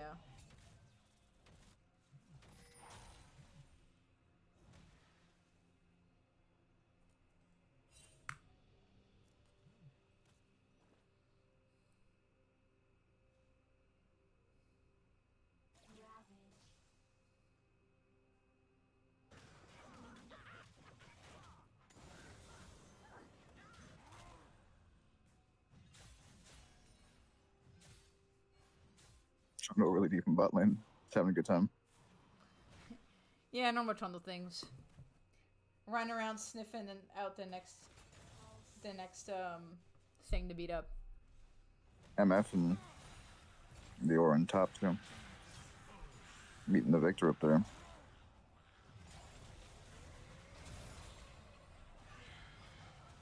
Ooh. No, that's some damage. Victor getting bullied. Hang on a minute. Wait a minute. Oh. Uh-oh. Having a flash out of that one. Wait a minute. Whoa, what was wrong with that guy? He just walked into that.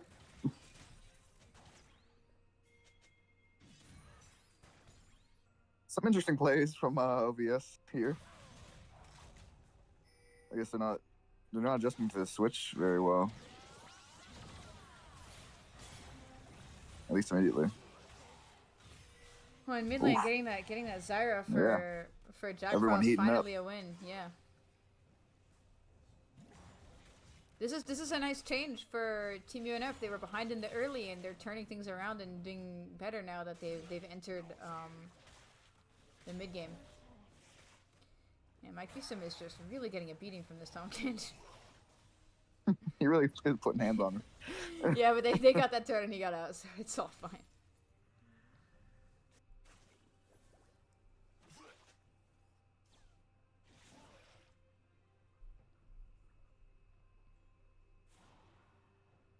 I guess turning around, looking better.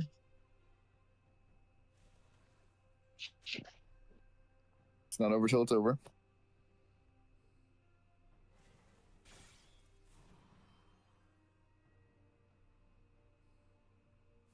Leave a dent.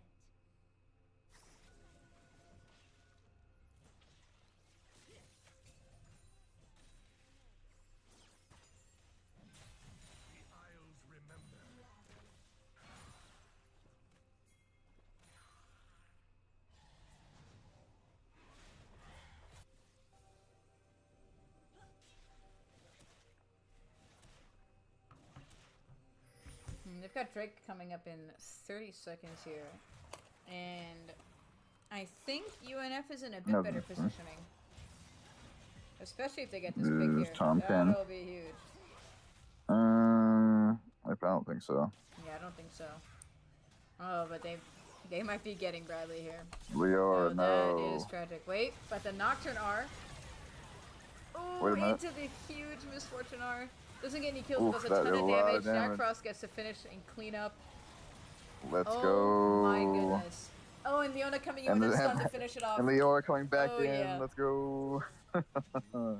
And just in time to That's TP beautiful. top and save the split push. So they don't even get the trade of like, oh, if they get the Drake, then we get turret. Not even that. They are up there to stop that too. They get nothing. Trundle's beating that maiden like like she burned dinner. As he should. As he should. So, My goodness.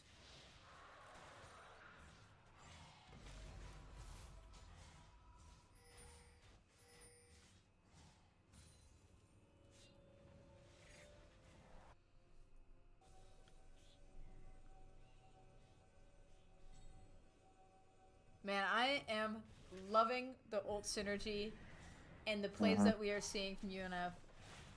quite the I'm gold swing loving at 5,000 kicks. yes, Gold up. I'm 5,000 loving gold the up. positioning, everything. Yes, 5,000 gold up. I'm so like,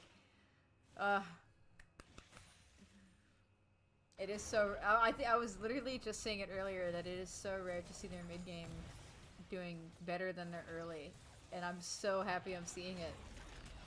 Yep. The adjustments are being made. Yes.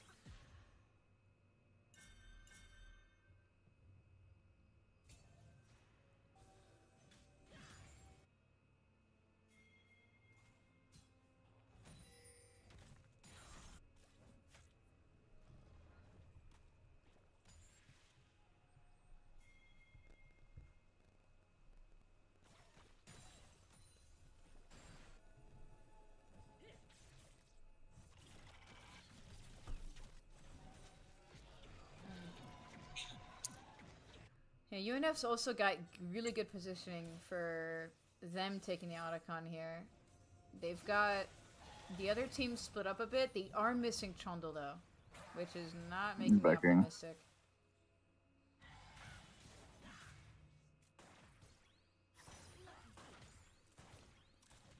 Man, that Bloodthirster is doing wonders. Holy. Yeah, and that hurts. It's big, big, big CS lead. Well, not too big, but significant. Yes. No, I mean 30 CS, that's like that's 5 waves, which is 2 kills of gold. It is huge. Top of I'm pretty being up sure a 4. kill is 2.5 waves. 15 CS, I believe, right? 15? Yeah. So yeah, exactly.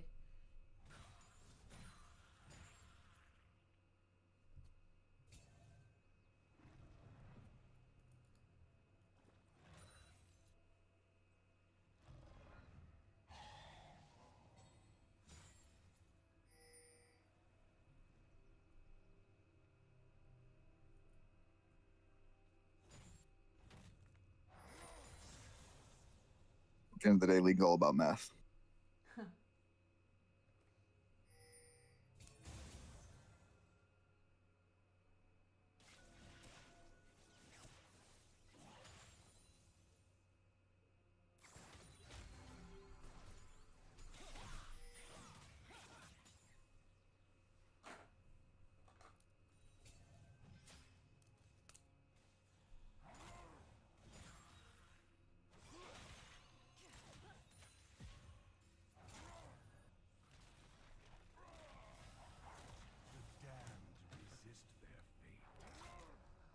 Man, that Yorick wall does nothing to stop this Trundle. If he wants to The chase you Trundle. and kill you, it'll happen. Walk them down, Trundle's what they call them. Oh, and Michael in perfect position to catch this Tom Kench off guard. In perfect flee to stop him from escaping. That is a great pick to go into Otacon here. Honestly, pinging for it, I think is the right call. I think if they could go for that, that'd be great. Oh, but Michael wants more kills, wants more Ooh. picks, and honestly, You want blood. honestly, yes. Look how well this is going. And they're there for it. Ooh, Oh my and the goodness. Misfortune R just gets that kill on the Wukong, only leaving the Xayah up. Oh, but she's flashing in to finish him off. Woo! Mm. The Xayah R doesn't save her. They're coming in mid tower. My Did they get mid tower? goodness.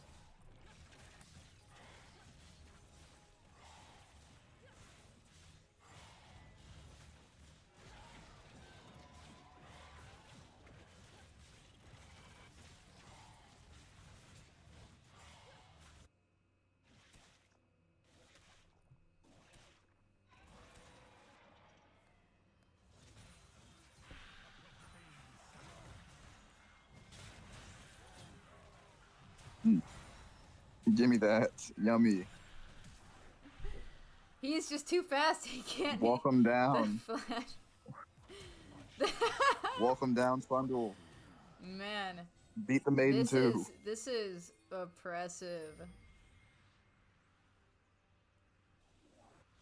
You said your minions are delicious. Indeed. Oh, I no, want that's to good reiterate again. Where is the anti-heal? There's Oh, and the there's a squad pulls up. Trundle, there's a Trundle with a Bork. There's a Misfortune with a Bloodthirster. Where is the anti-heal? Am I crazy? They're shook. And that is going to be a free soul for UNF.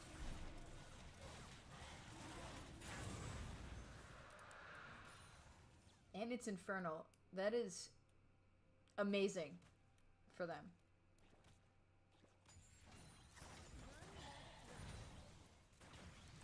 Honestly, if they run it straight to Baron, I understand. I would too.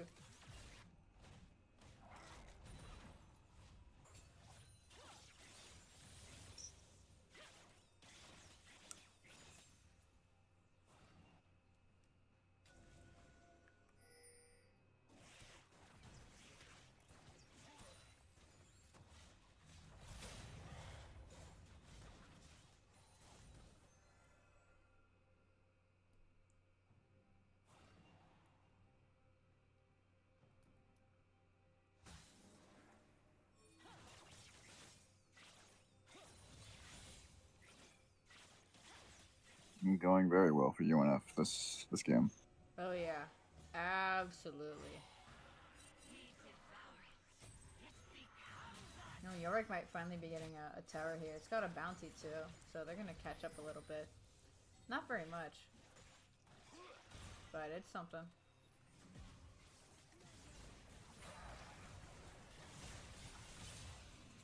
Oh, I'm ready. I'm ready for another MFR. Uh-oh.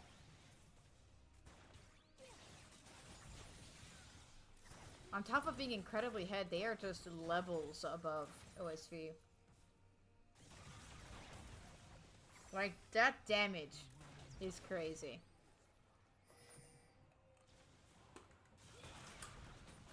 Oh my The goodness. MF Pope. Oh, and Nocturne coming in perfectly to Oh, save Misfortune. Oh, and killing that Wukong. Oh my goodness. Trundle doing Trundle things. Yep.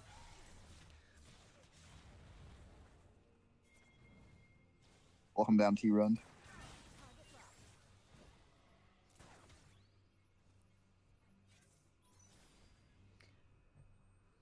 If Trundle keeps distracting them down there, they can just get this Baron and win game. They can run it down mid and win this game.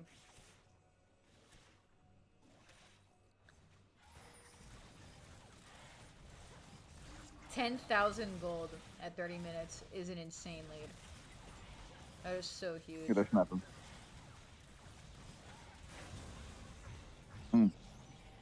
Now it's 12,000.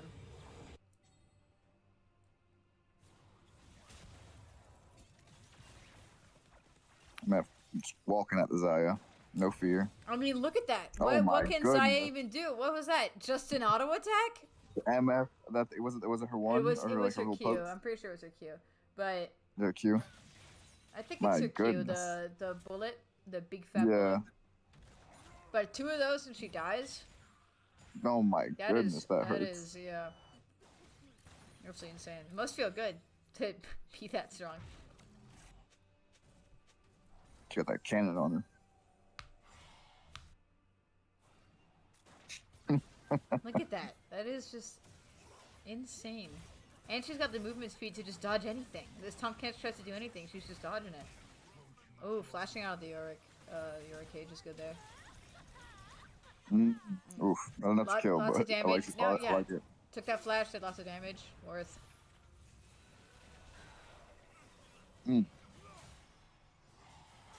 My goodness, and that tower's gone. Sandal's presence Oh, yeah. assures that. This might be a wrap here.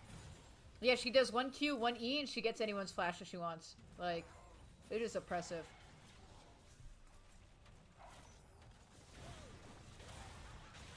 I love MF. One of my favorite champions. All reliable. Yep.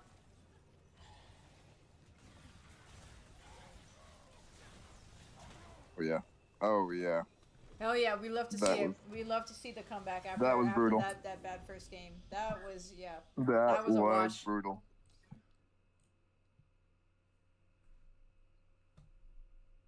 Oh my goodness. The adjustments. The adjustments. Oh, for It's sure. all about the adjustments.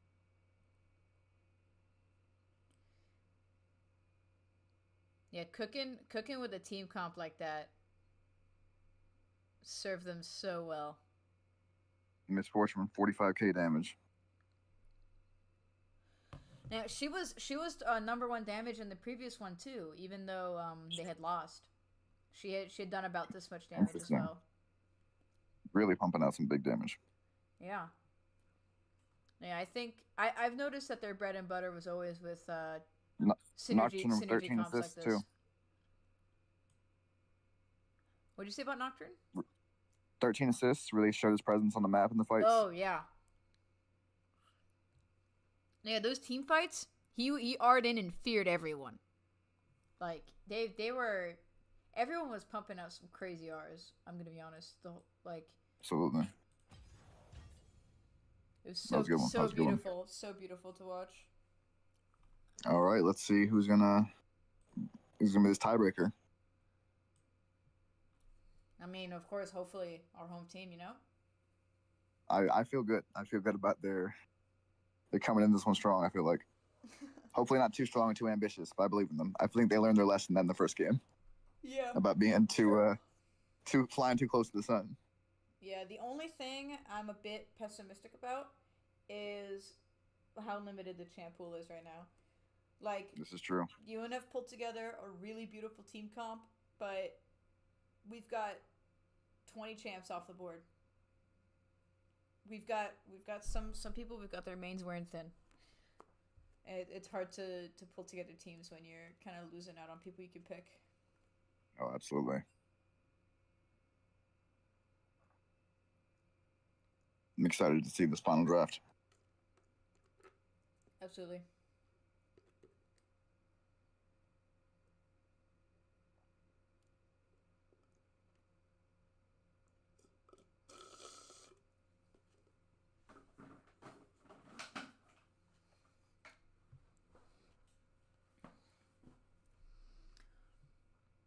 I mean, I think OSV going for that pick comp was still a good choice, because clearly, like we saw in the first game, it's very strong for them. It's something they can do confidently and execute well. Mm-hmm.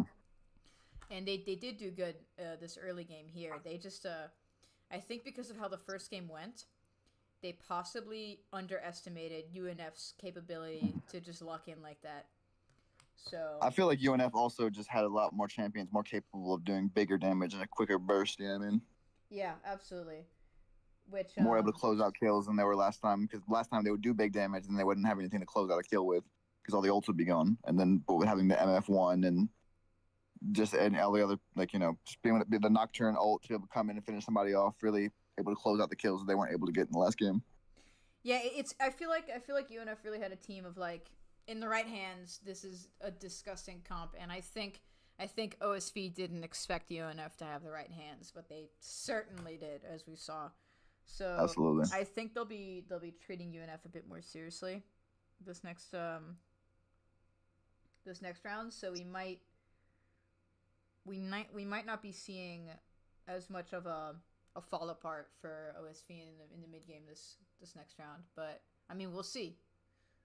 But that's just what I'm suspecting.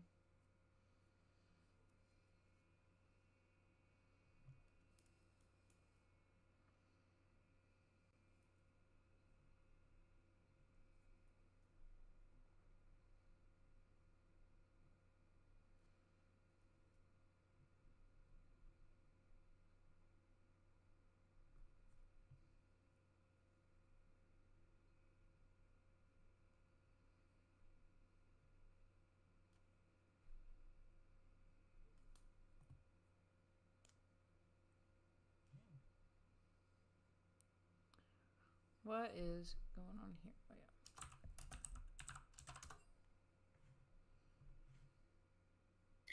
I was wondering if something was still in the draft.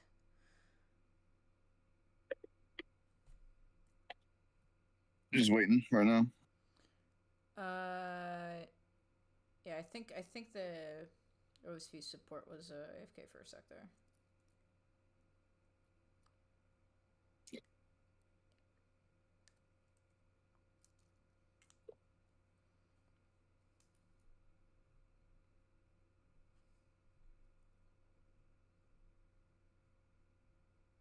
Whew.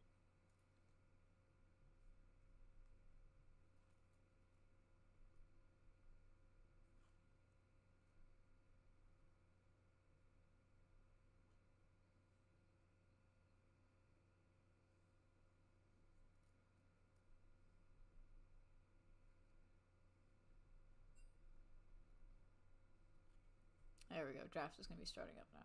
All right. I'm expecting to see the same first round bans as the previous two games. It seems like Yeah, I they're think they know who they. Yeah, yeah. they know what to avoid. Yeah, they already have like the main things they're worried about that I seeing how the games unfolded, it makes sense for them to still be worried about those things. Like I can understand being terrified of a Syndra and a Volibear and a Galio. Yeah, they're dangerous. Yeah.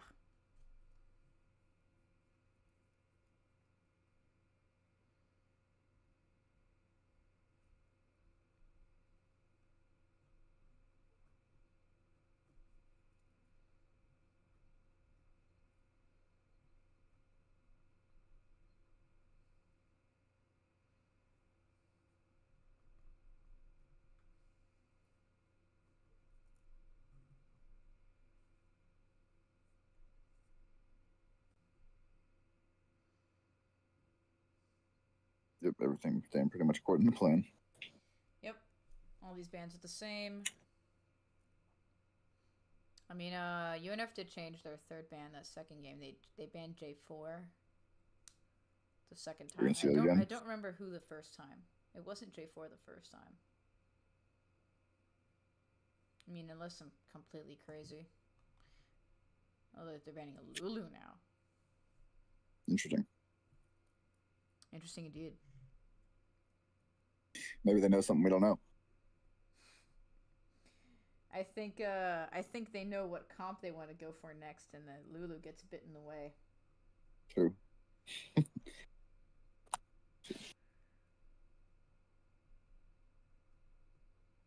Walrus. That's dangerous. I kind of love Avera's first pick though. That is huge, and he's very flexible with J4. team comps, and also just what he can build like AP and AD.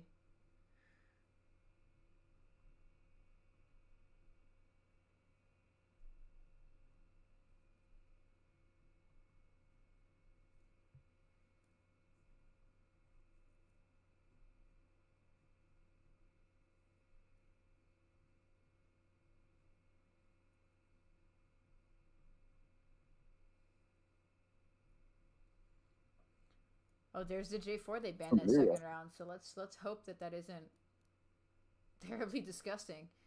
And Yeah, the I'm Samira. saying you got through. Ooh, I like Varus Nautilus. I love Varys Nautilus. It's a Samira Samira. can parry though. This is true. This is true. I think what we're looking for is Varys has got an insane amount of poke, so at some point she's got to start parrying Yeah. his long ranged. I think it's his Q. So she'll Yes. have it down whenever Nautilus wants to hook. Ooh, Ooh, Sejuani. That's a good Sejuani. pick for Michael. Yep. We love a good Sedge pick. Wonder what support we're gonna get for Samira. Um, if they're thinking the same thing we're thinking about the poking and the parrying, I think it's in their liking to get an enchanter that can do some healing. They already knocked out the Karma. Ooh, the Rel. The Rel got banned last round too, in the second round of bans. So I think they're going more for Rel's going to be tanking those shots that are going to be poking down Samira.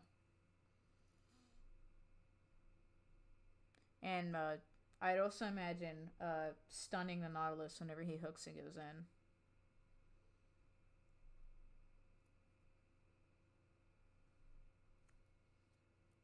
I think I'm something to watch out for.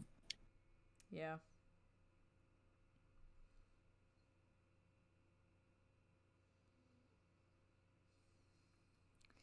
Ooh, a Nivea ban.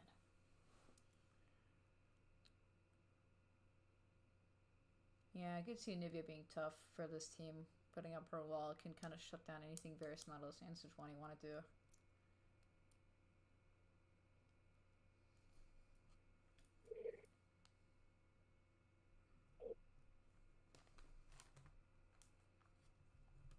Any ban.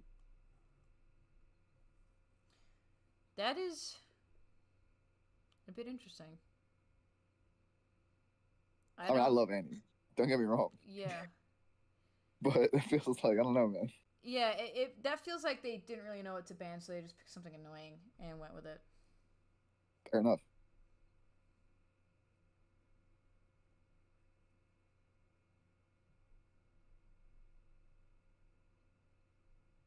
I don't know, just ban Annie. Yeah, and Olaf ban That's what is really good too for top lane. Kind of avoid mimicking what that Trundle did.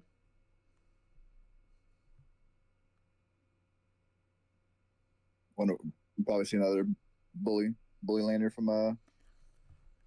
who's our top laner again? Nick? Nick. Potentially. Yeah. Oh, and that Garen getting through too. Yikes. That is interesting. Yeah, their A lot team of is previous full of bans. stuff that got banned. Yeah. Previous bans getting through. I wonder if, I mean, I feel like we got a strong team, but at least these are the people that they didn't want to play. I'm seeing a lot of crowd control on Team OBS. That is going to be tough. Interesting. Yone into Garen.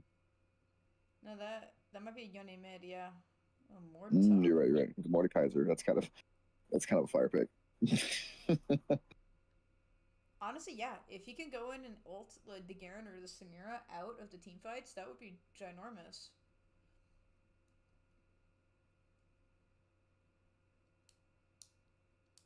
Yeah, the R5ing a mid laner is honestly a bit interesting.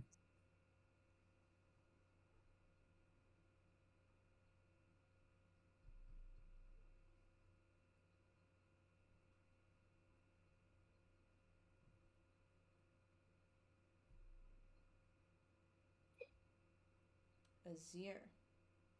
Yeah, Azir's similar to Anivia with having I mean it's on his ult instead of an ability, but having a way to kind of wall people off from chasing or going in, which I think is what UNF was avoiding with banning Anivia. So they still got it a little bit with Azir. This is also like pretty much only an AD team outside of Azir. So the Sedge and the Nautilus should have an easy time tanking for this. Mm-hmm.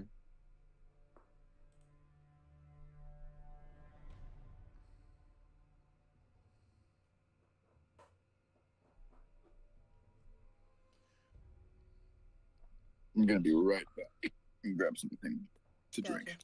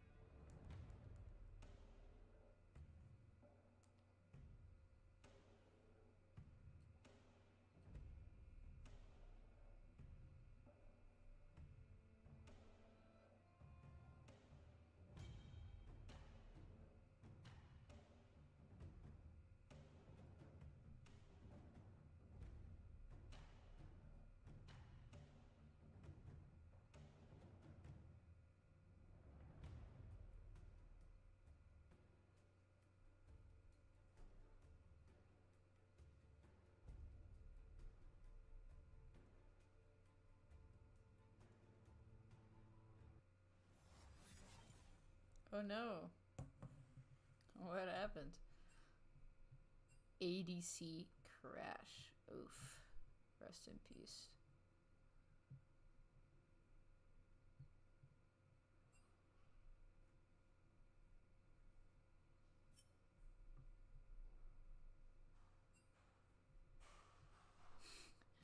Gomena, sorry.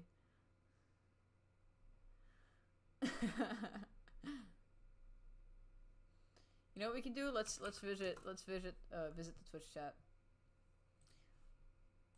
Let's say hi to you guys. If anyone's watching, if anyone's there.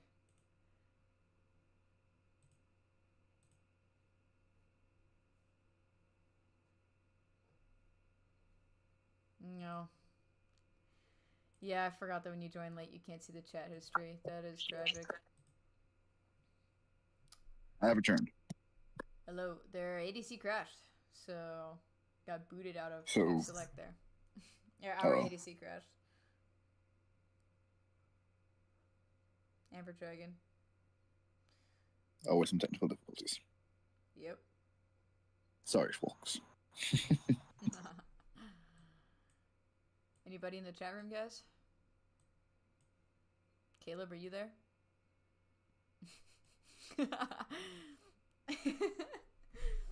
He's the only one I know who's watching. I see we've got 5 viewers though. Hey guys, enjoying the scrim so far? There's been some bloodshed Indeed. on both sides.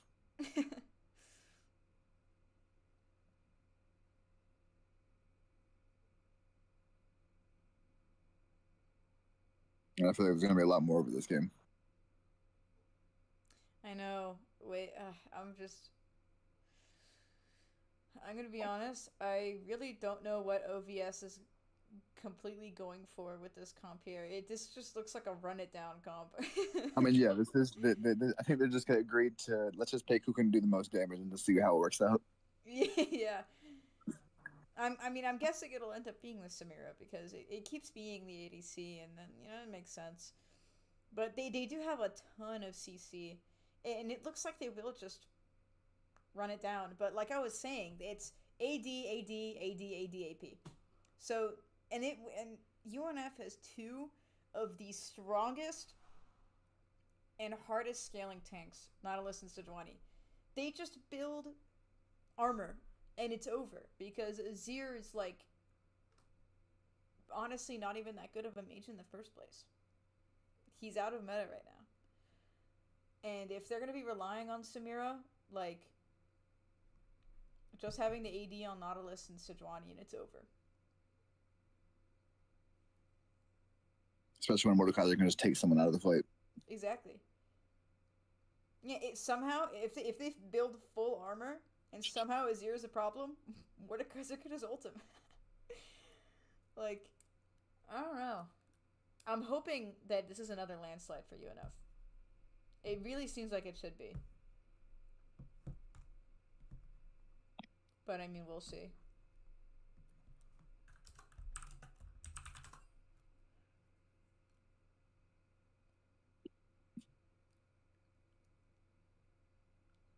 I like our chances. I like the Varus is about to do some damage. That's what I'm saying. I better be seeing an AP Varus. I'm going to be seeing that AP Varus throwing the nastiest Qs I've ever seen in my life. One-shotting people.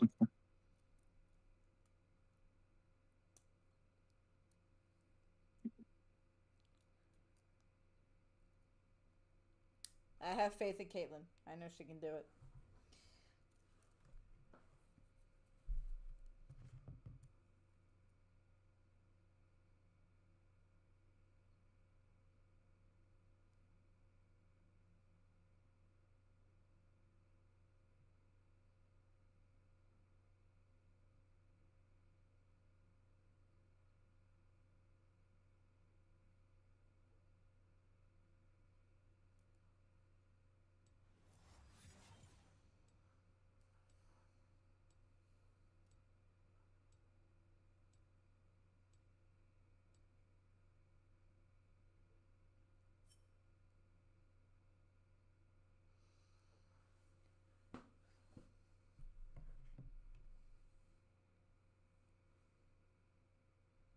I am interested to see how Mordekaiser into Garen goes early. Yeah. I mean, Mordekaiser's got a little bit more range, especially with his grab, and he kind of counters close range champions with his passive. So, if he hits the combo well, I can see him stomping Garen in lane.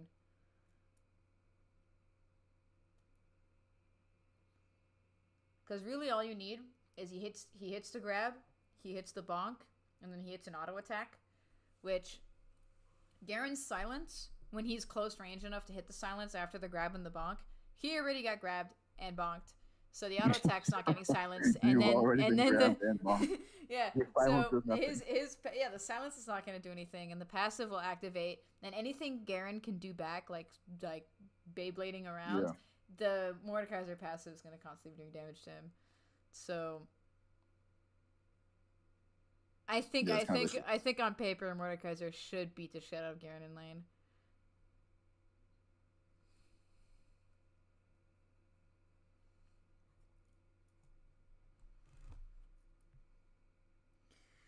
I don't know, or maybe Garen has perfected the Garen versus Mordekaiser matchup, and we see something surprising here. Nobody's perfect. No. You who said that? Except for my king, Kesha.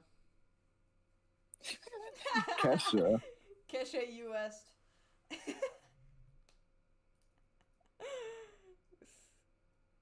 No, I'm just joshing. That guy's got issues. That bro is broken. Yeah. But it's okay. It's very entertaining. Oh yeah. Failing to climb the challenger as a pro esports player and then shaving his head off is truly something. Real spectacle. It's giving Brittany.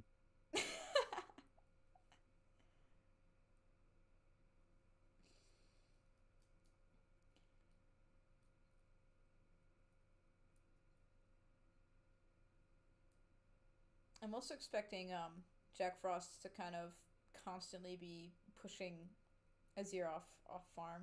Mm.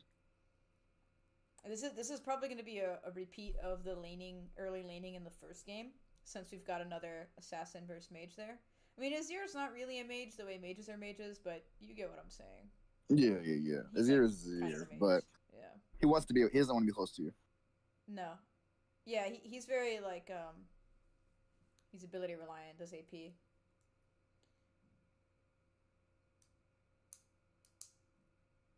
And I'm pretty sure Yone is untargetable during his ult, so Azir can't really push him away. I think Azir's ult in teamfights are going to be used more on the Sejuani or the Mordekaiser than anybody else, because they're the ones that kind of want to get up close to you and ruin your life. Yeah, tell me about it. Yeah.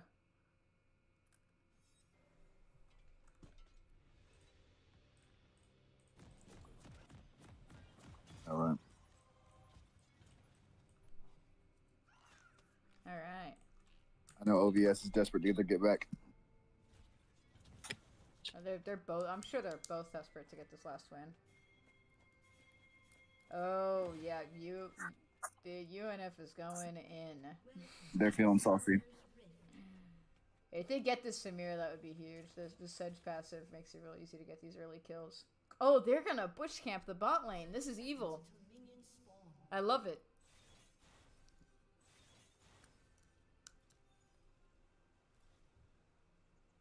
Oh, that vision Samir put there is doing wonders. I think they suspected something like this would happen.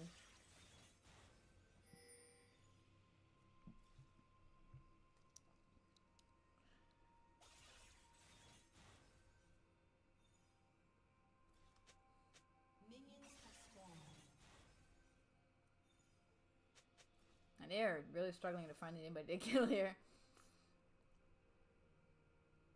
Yeah, that ward did wonders. Indeed. No, and it was a good call from OSV to expect an invade like that. It's really strong to invade with a Sejuani. And especially since they did it the first game, they already established that this is something they do. Occasionally. It would have been evil if they just camped the bush, though. Oh, yeah. Good early poke on the Raw. Getting out her bone plating. I think that was bone plating.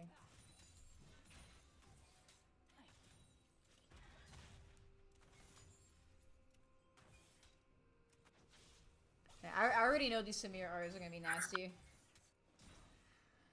It's gonna be truly something they gotta struggle with. Yeah, I love Samira. She's one of my favorite champions. She does. Oh yeah, she she's do so damage. cool. If you ask me, she's honestly got one of the uniquest ults in the game, and I kind of love that about her. She can, when locked in, she can just kind of murder your whole team. Yeah.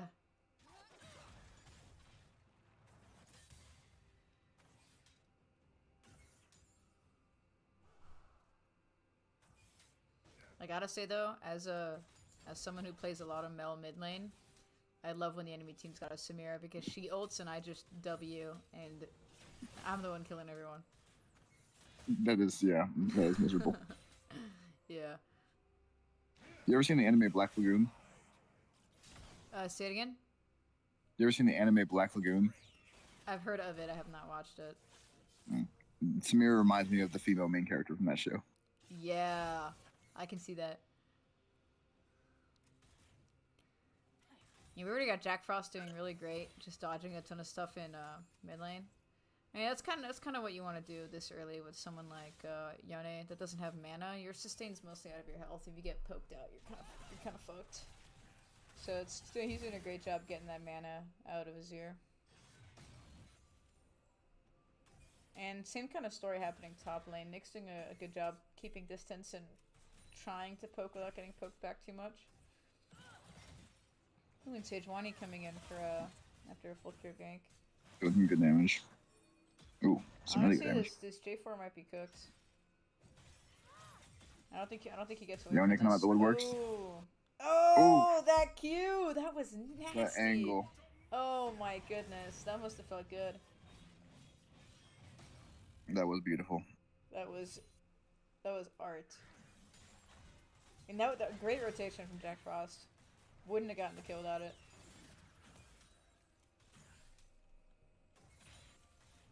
Oh, and Sejuani is coming down for more. Ooh, great damage from Yone Yone. there. Absolutely.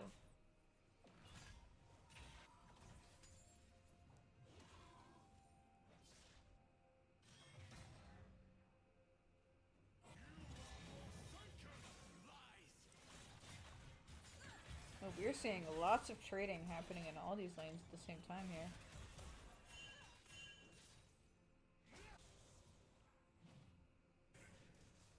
Varus already getting a bit of a lead. Yep.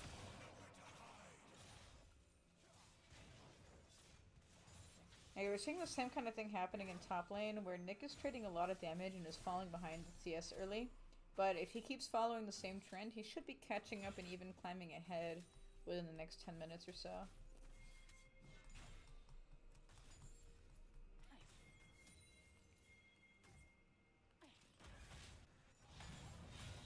Yeah, Garen is keeping the pressure on. Yeah, he TP'd in not with an item, but with But Swifties. So this, this isn't really gonna go any ooh, different than if he had bought nothing. uh-oh. And the Sejuani gank just coming in right on time. Can't quite get the kill. He's already got to go home again. Yeah, but did waste a lot of time swinging the CS favorably back in his way. Oh, forget it. Clearly Mordekaiser's catching up now. Oh no, J4 gank. Uh-oh. Nautilus did a great job peeling for Varus, but unfortunately he's got to lose his life for that.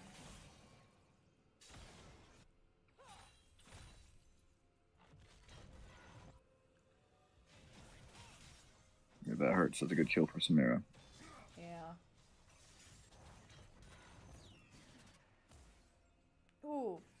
Canceling the back of the rail there is kind of big.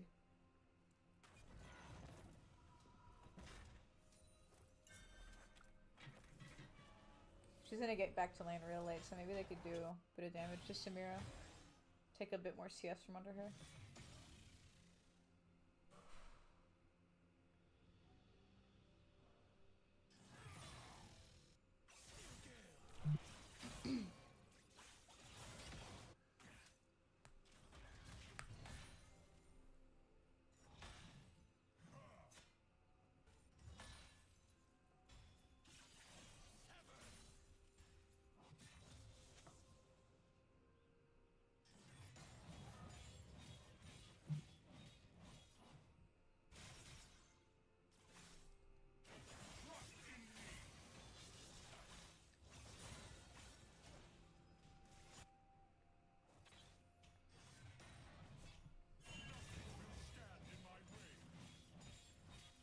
Honestly, Garen hasn't even been trying to do much in terms of trading health off the Mordekaiser.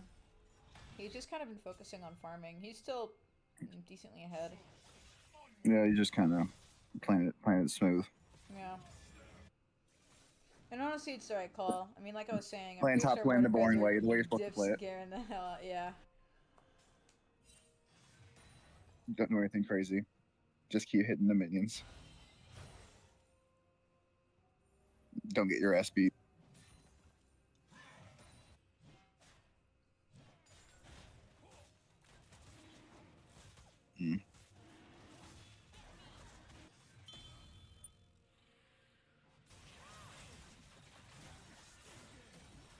Getting the grubs early for the Drake. Yep.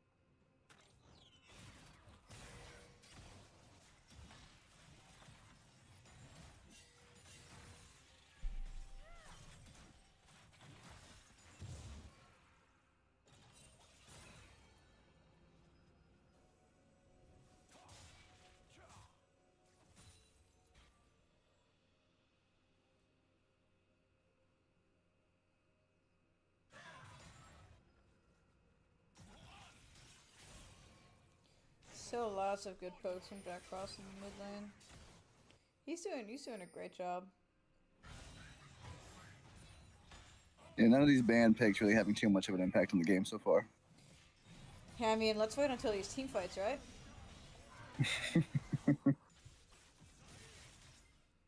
And nothing really came out of that Sejar. That was really unfortunate.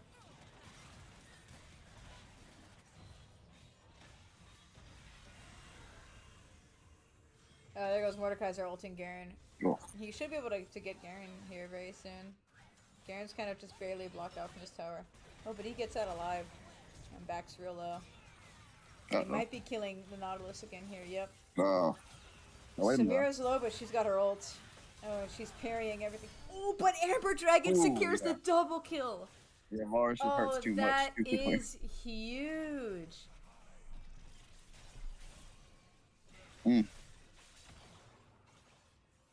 Tyler getting froggy. Oh, that must be so frustrating for the Samira. That was so close. Yeah, Nick just utterly ruining Garen's life here. J4's coming in to try to hit a gank on Nick here, but I think Nick gets away. Yep, he's still got flash up. And he gets out.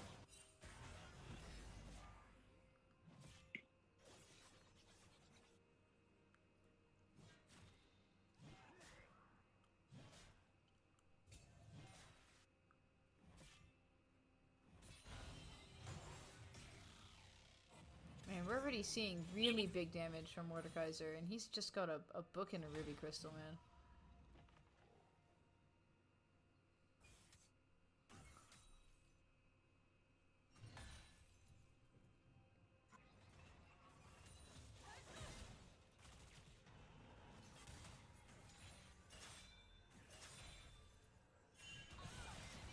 Oh, Sejuani coming up from behind to hit this gank and hitting the R on the Samira before she can finish building her ult and securing that kill. That is beautiful. Yeah, that was nasty. That was crazy.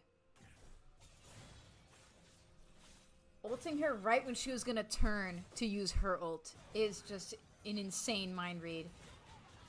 Well, Nautilus going in and hitting. Oh my goodness, and more stuns coming in. More insane stuns coming from the Sejuani. I'm telling you, man, the Sejuani pick is just so good. Yeah, Michael's got a nasty Sejuani.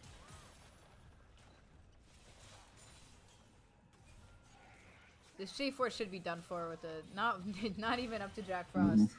That is just Varus being a broken champ. And also fed. That is a fed Varus. Yeah, this is looking bad.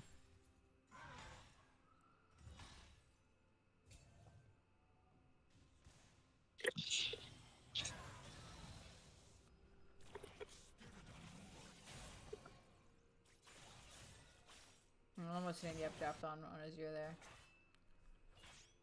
Updraft? Like, is this Valorant? What? It's putting hurt Bork on them.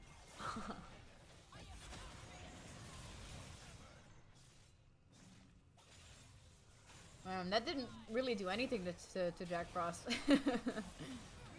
Now they might be catching him out here if he. Oh no, he got out.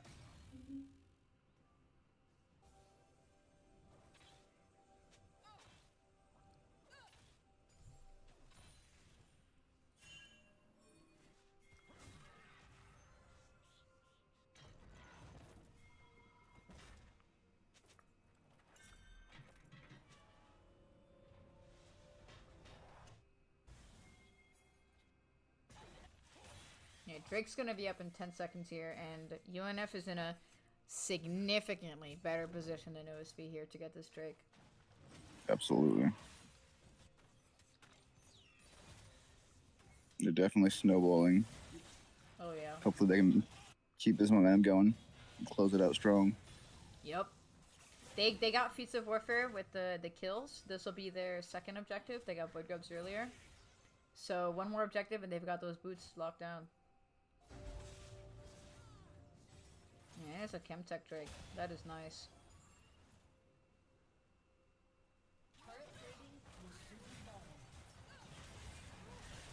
Because Chemtech grants tenacity, right?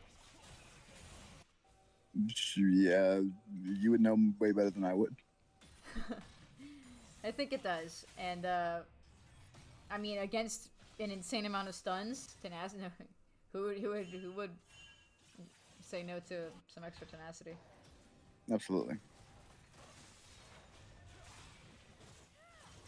Although someone would argue tenacity is a fake stat.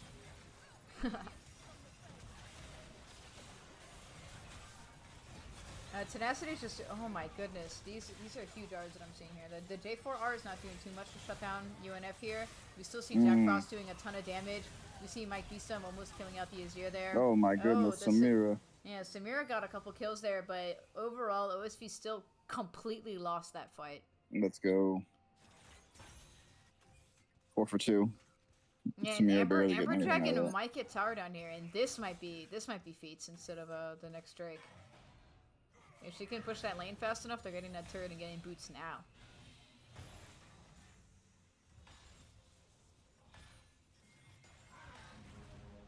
There it is.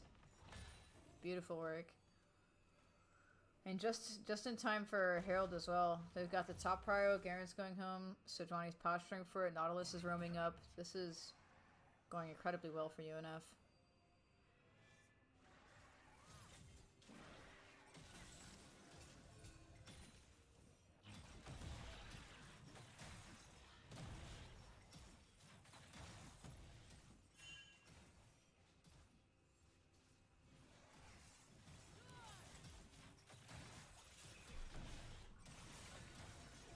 It looks like Garen and Jarvan and Rel are all kind of trying to come in here and pin them off, but I don't think it's gonna work out very well. Oh, they do get a pick on the Nautilus there, but I think UNF just does too much damage. Everyone's using their summoners to try to reposition, but they're still incredibly low, and if anyone lands an ability, they're all just kind of dead. Yeah, there goes J4. The entire Samira ult doing so little damage to Sejuani, but managing to kill her off. I mean, that's good that we're seeing that little damage off the Samira onto the Sejuani. Honestly, Mordekaiser Nice could to get do both with these killed here, or Jack Frost. Oh! Oh. Ooh. I mean, the art to close the distance to get that kill on the Garen isn't the worst. And Samira just getting out. In terms of bodies, they kind of traded that evenly, but UNF did secure the Herald, so definitely calling that a win from UNF.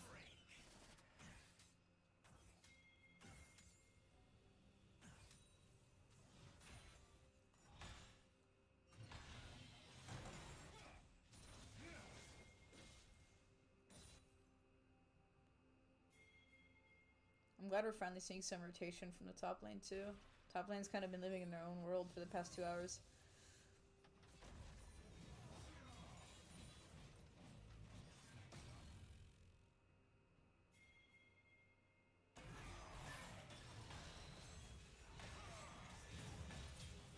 Oh, and Sejuani coming in, right? Michael keeps rotating at the perfect time to get all these ganks in.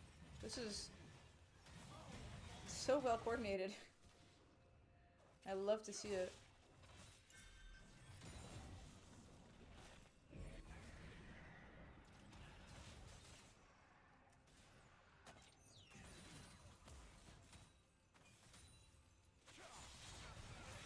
Oh yeah, this tower dive on Amber Dragon to get that shut down.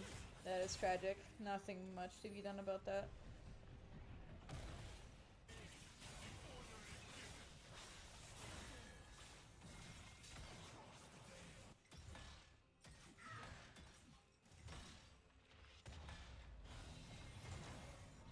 A really good split pushing from Mordekaiser as well, and Michael knowing when to shadow that.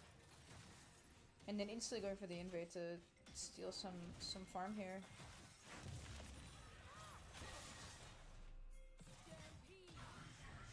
Man, the Jarvan didn't even try to smite that.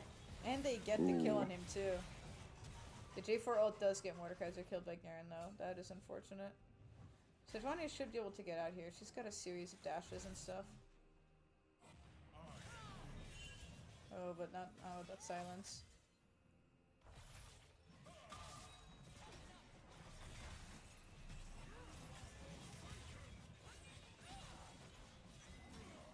It is not right that Sejuani does this much damage, man. It is not right. It is not right. I am so sorry, Lulu. I do actually have to go. You're totally fine, man. Did something come up? Y'all good? Yeah, something came up. I apologize, but it's been really fun. These games have been some fire games. You're totally fine, man. Check out who won. Yeah, thanks for joining. Thanks for filling in for Finn when he had to go. We really appreciate having you here. Of course, thank you. Bye. Yeah, see you, man.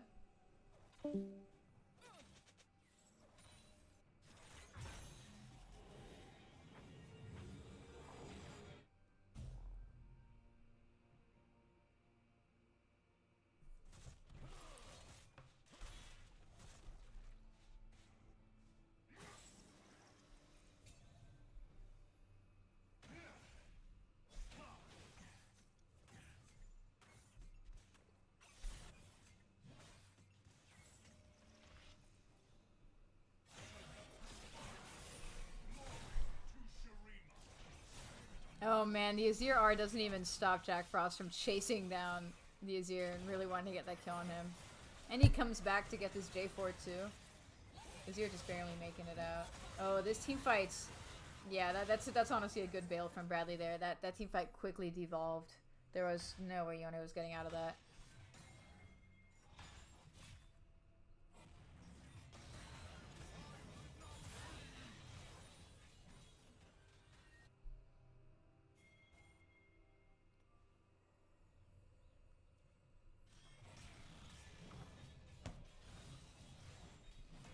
Garen got ahead on farm at some point, and he's been doing a lot more damage to this Mordekaiser.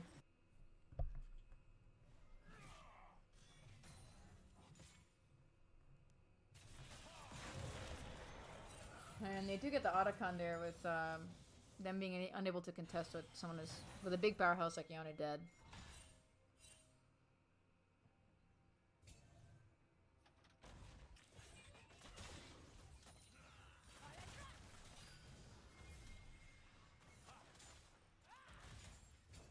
Yone TPing mid. It seems like they're gonna want to push a ton here.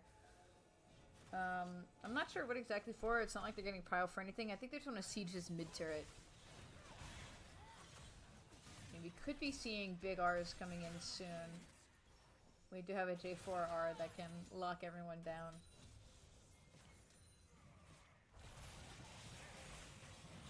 And they just want to ravage wherever they can. That was a huge Sejuani R. Lots of Heartsteel procs. We're seeing lots of big damage from the Varus and the Yone here. He really isolated that Rel. Got her down there.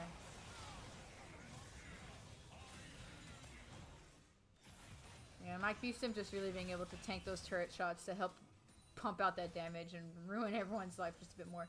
They only were able to kill the J4 and the Rel, but honestly, that's really good, and they should be getting turret off this.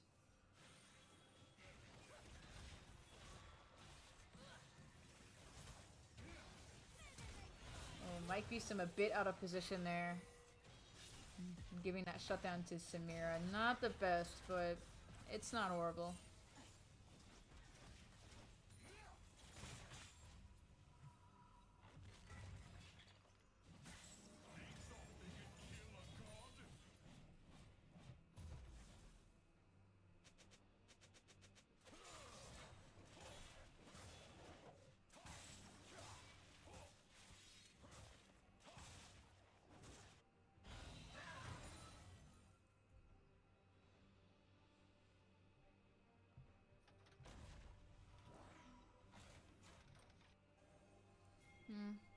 Both teams seem to just trying to catch these.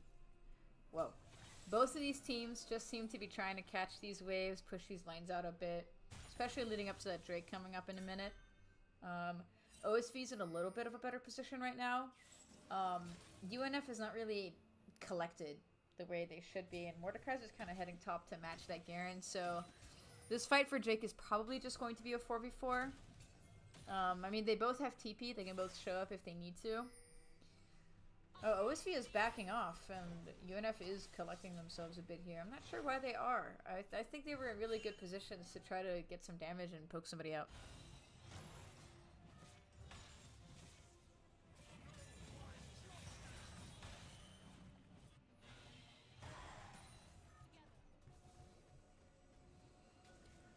Yeah, we've got both teams kind of battling out for vision here.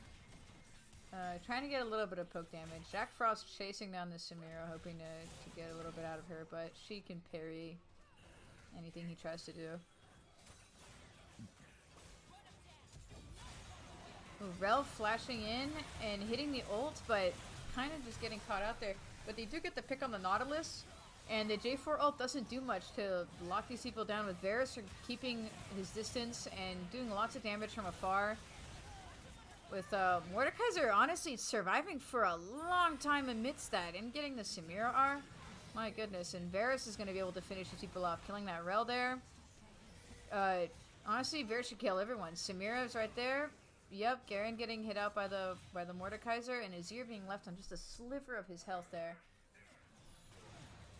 And he gets caught out. That is so massive for UNF. Funneling all of those kills to the Varus as well, just really increasing that lead they've got going on there.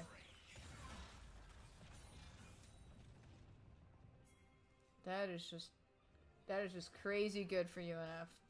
And they get to back up and take this Drake too. I mean, I know J4 is up, but the rest of the team's still down. Michael's showing up soon.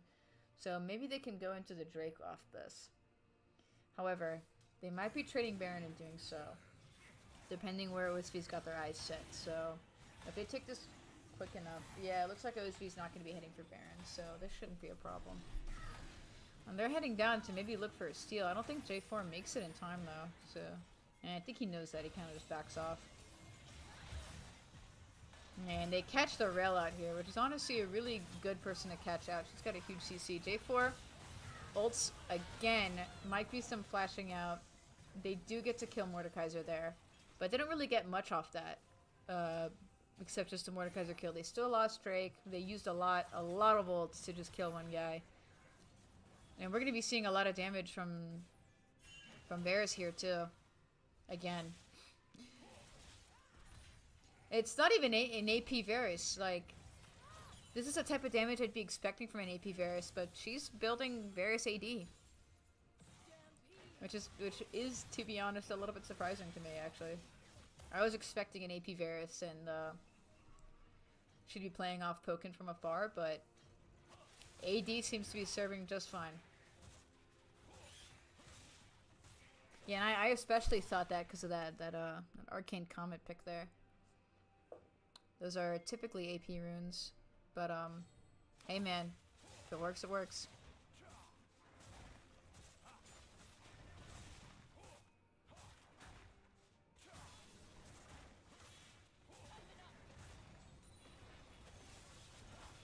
And it looks like both teams are kind of posturing for the Drake. They're both clearing upwards. UNF's in a bit of a better spot. Azir is just not even anywhere near. He's down TP2. He's not going to be able to come in and help with this 5v4. So UNF does have a man advantage. Yeah, they're pushing up, trying to get this Garen who's out of position. They kind of just ended up chasing him and J4 off. And Varus is trying to do a bit of damage. Varus was trying to do a bit of damage on the Rel and the Samira, but also ended up just kind of pushing them back a bit. Azir is continuing to split push instead of rotating up.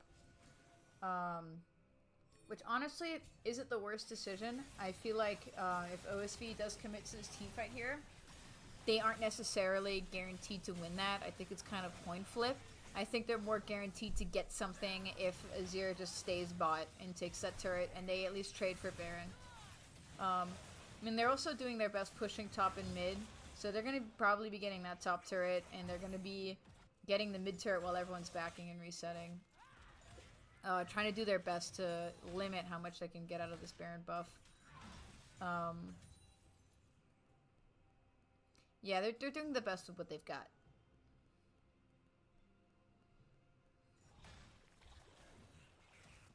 Yeah, I think UNF doesn't know that OSV is kind of lurking in their jungle right behind them.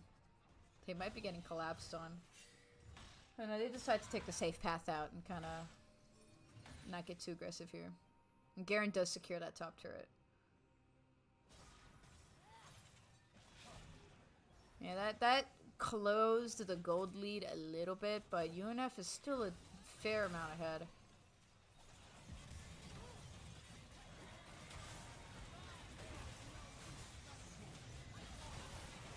Yeah, we're seeing huge rel Rs. We're seeing lots of action from the Sejuani. Azir dashing in to kind of try to throw Mordekaiser back in, and it doesn't really work out well. Mordekaiser's got a lot of sustain. Oh, and in comes the Yone R to kill that rel. And Samira's about to have her ult up, and it doesn't really kill anybody except for that Yone who dived in. You did get her barrier and her flash with her leaving on just a sliver of her health, and her and Garen can't defend this base anymore, so it's kind of free for UNF to push this up and maybe even take Nexus turret. I don't think it'd be I don't think it'd be a good idea to stick around that long, but they got a lot done with that Baron.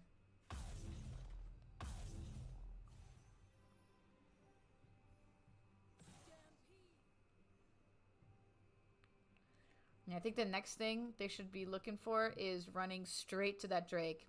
We've got Chemtech Soul up in about 40 seconds. It's Soul for UNF. It's not Soul for OSV. But OSV definitely has it in their interest to try to take this Drake and refuse that Soul. But it looks like they're all just kind of collecting mid and dealing with that open inhibitor. So they might not be able to contest this Drake very much at all. Michael's a bit out of position here, but doesn't even really matter. He's got like 4,500 health. And he's a Sejuani.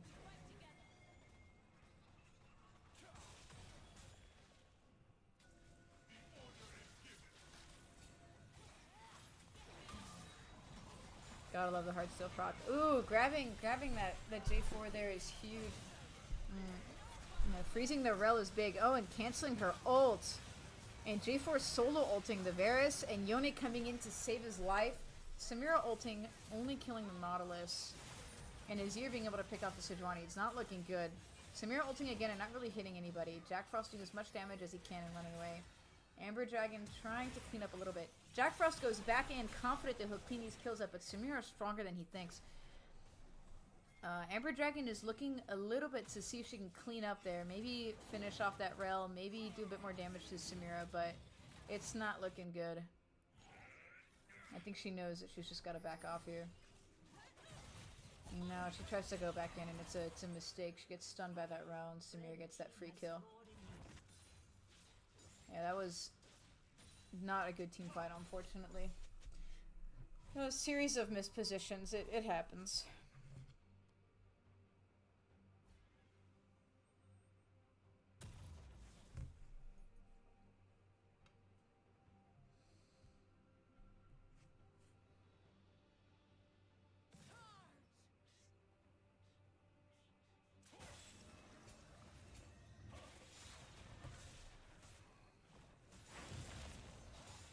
Yeah, the next thing both these teams got was just kind of fart around a bit until the Baron's back up. I think both of them are going to want to go straight for that.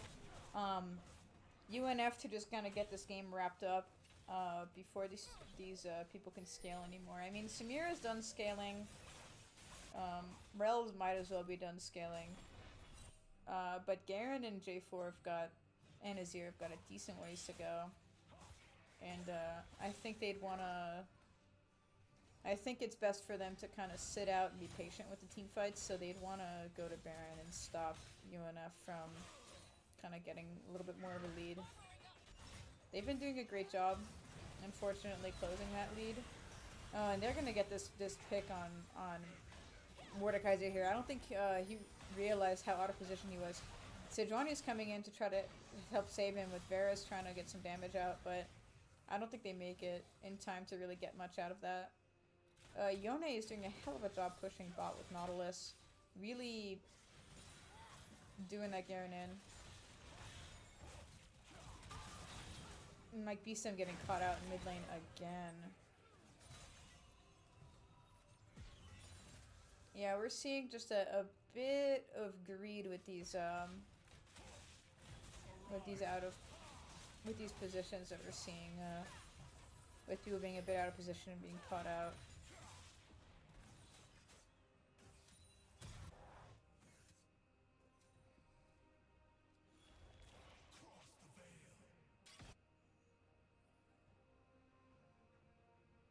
Yeah, Baron's gonna be up in 10 seconds, and it looks like neither team is too interested in going for that anytime soon.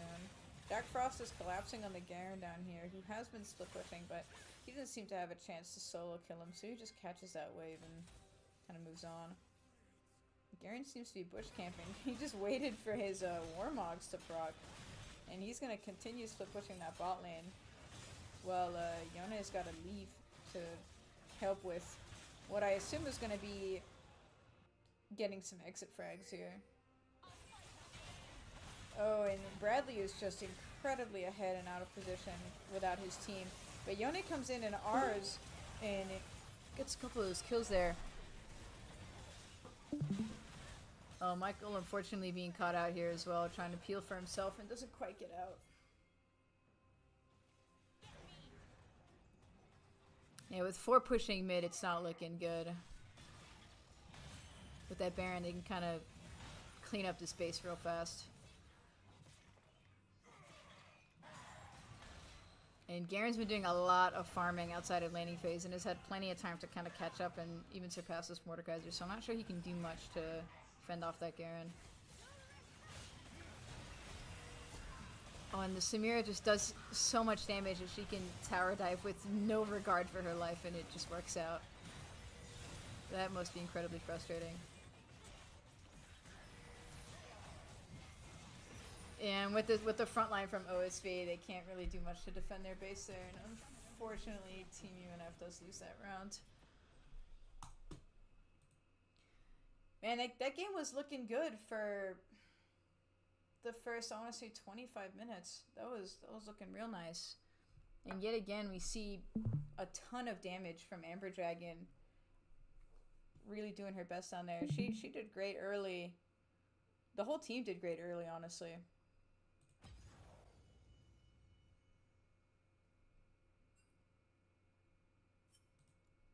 Noticed, Michael, would you like to be called out for being here? Would you like to say anything? I think you guys did fantastic. I think. I don't. It doesn't matter. I just joined to watch the end of the stream. Yeah, I thought you guys did great. You guys did a good job on that second round, like really coming back from how frustrating that first round must have been, and you did a better job of holding your own on round 3 than you did on round 1. I think you guys really picked up your shit after that first round. Thanks. Yeah, and the ult synergy on that second round, my goodness, you guys killed it with that. That was insane. You should look back to what me and Dorian were saying. It was so hype to watch you guys. Like, I swear, every team fight, it was like perfectly executed. You ulted in and feared everyone, and then you saw the MFR just absolutely shredding everyone down. It was crazy. You guys killed it. We practiced it a lot, so thanks. No, yeah, I could tell, and it really paid off, clearly. No, you guys killed it. Well, thanks for streaming the games. Shout out Lilu, guys. The thankless job of streaming our games. Thank you so much. Yeah, and Dorian for coming by to fill in when Finn had to go so Yes, suddenly. Thank you, Dorian, shout for out, showing up here. Shout out Dorian. Yeah, and Yeah, thank you everyone who showed up and watched. Wouldn't be a stream without the viewers. So shout out to you guys for coming by and watching and supporting the UNF team. We'll be seeing you guys next week on Monday. There should be another set of scrims, same format. It'll be Team 1. We'll be doing 3 games. It'll be fearless. So let's hope we'll see some of you guys there too. And these VODs are all up on YouTube. So if you guys want to go back and see any of this or show anybody some moments, should be seeing it on YouTube soon. Thank you guys for passing by. We'll see you next week.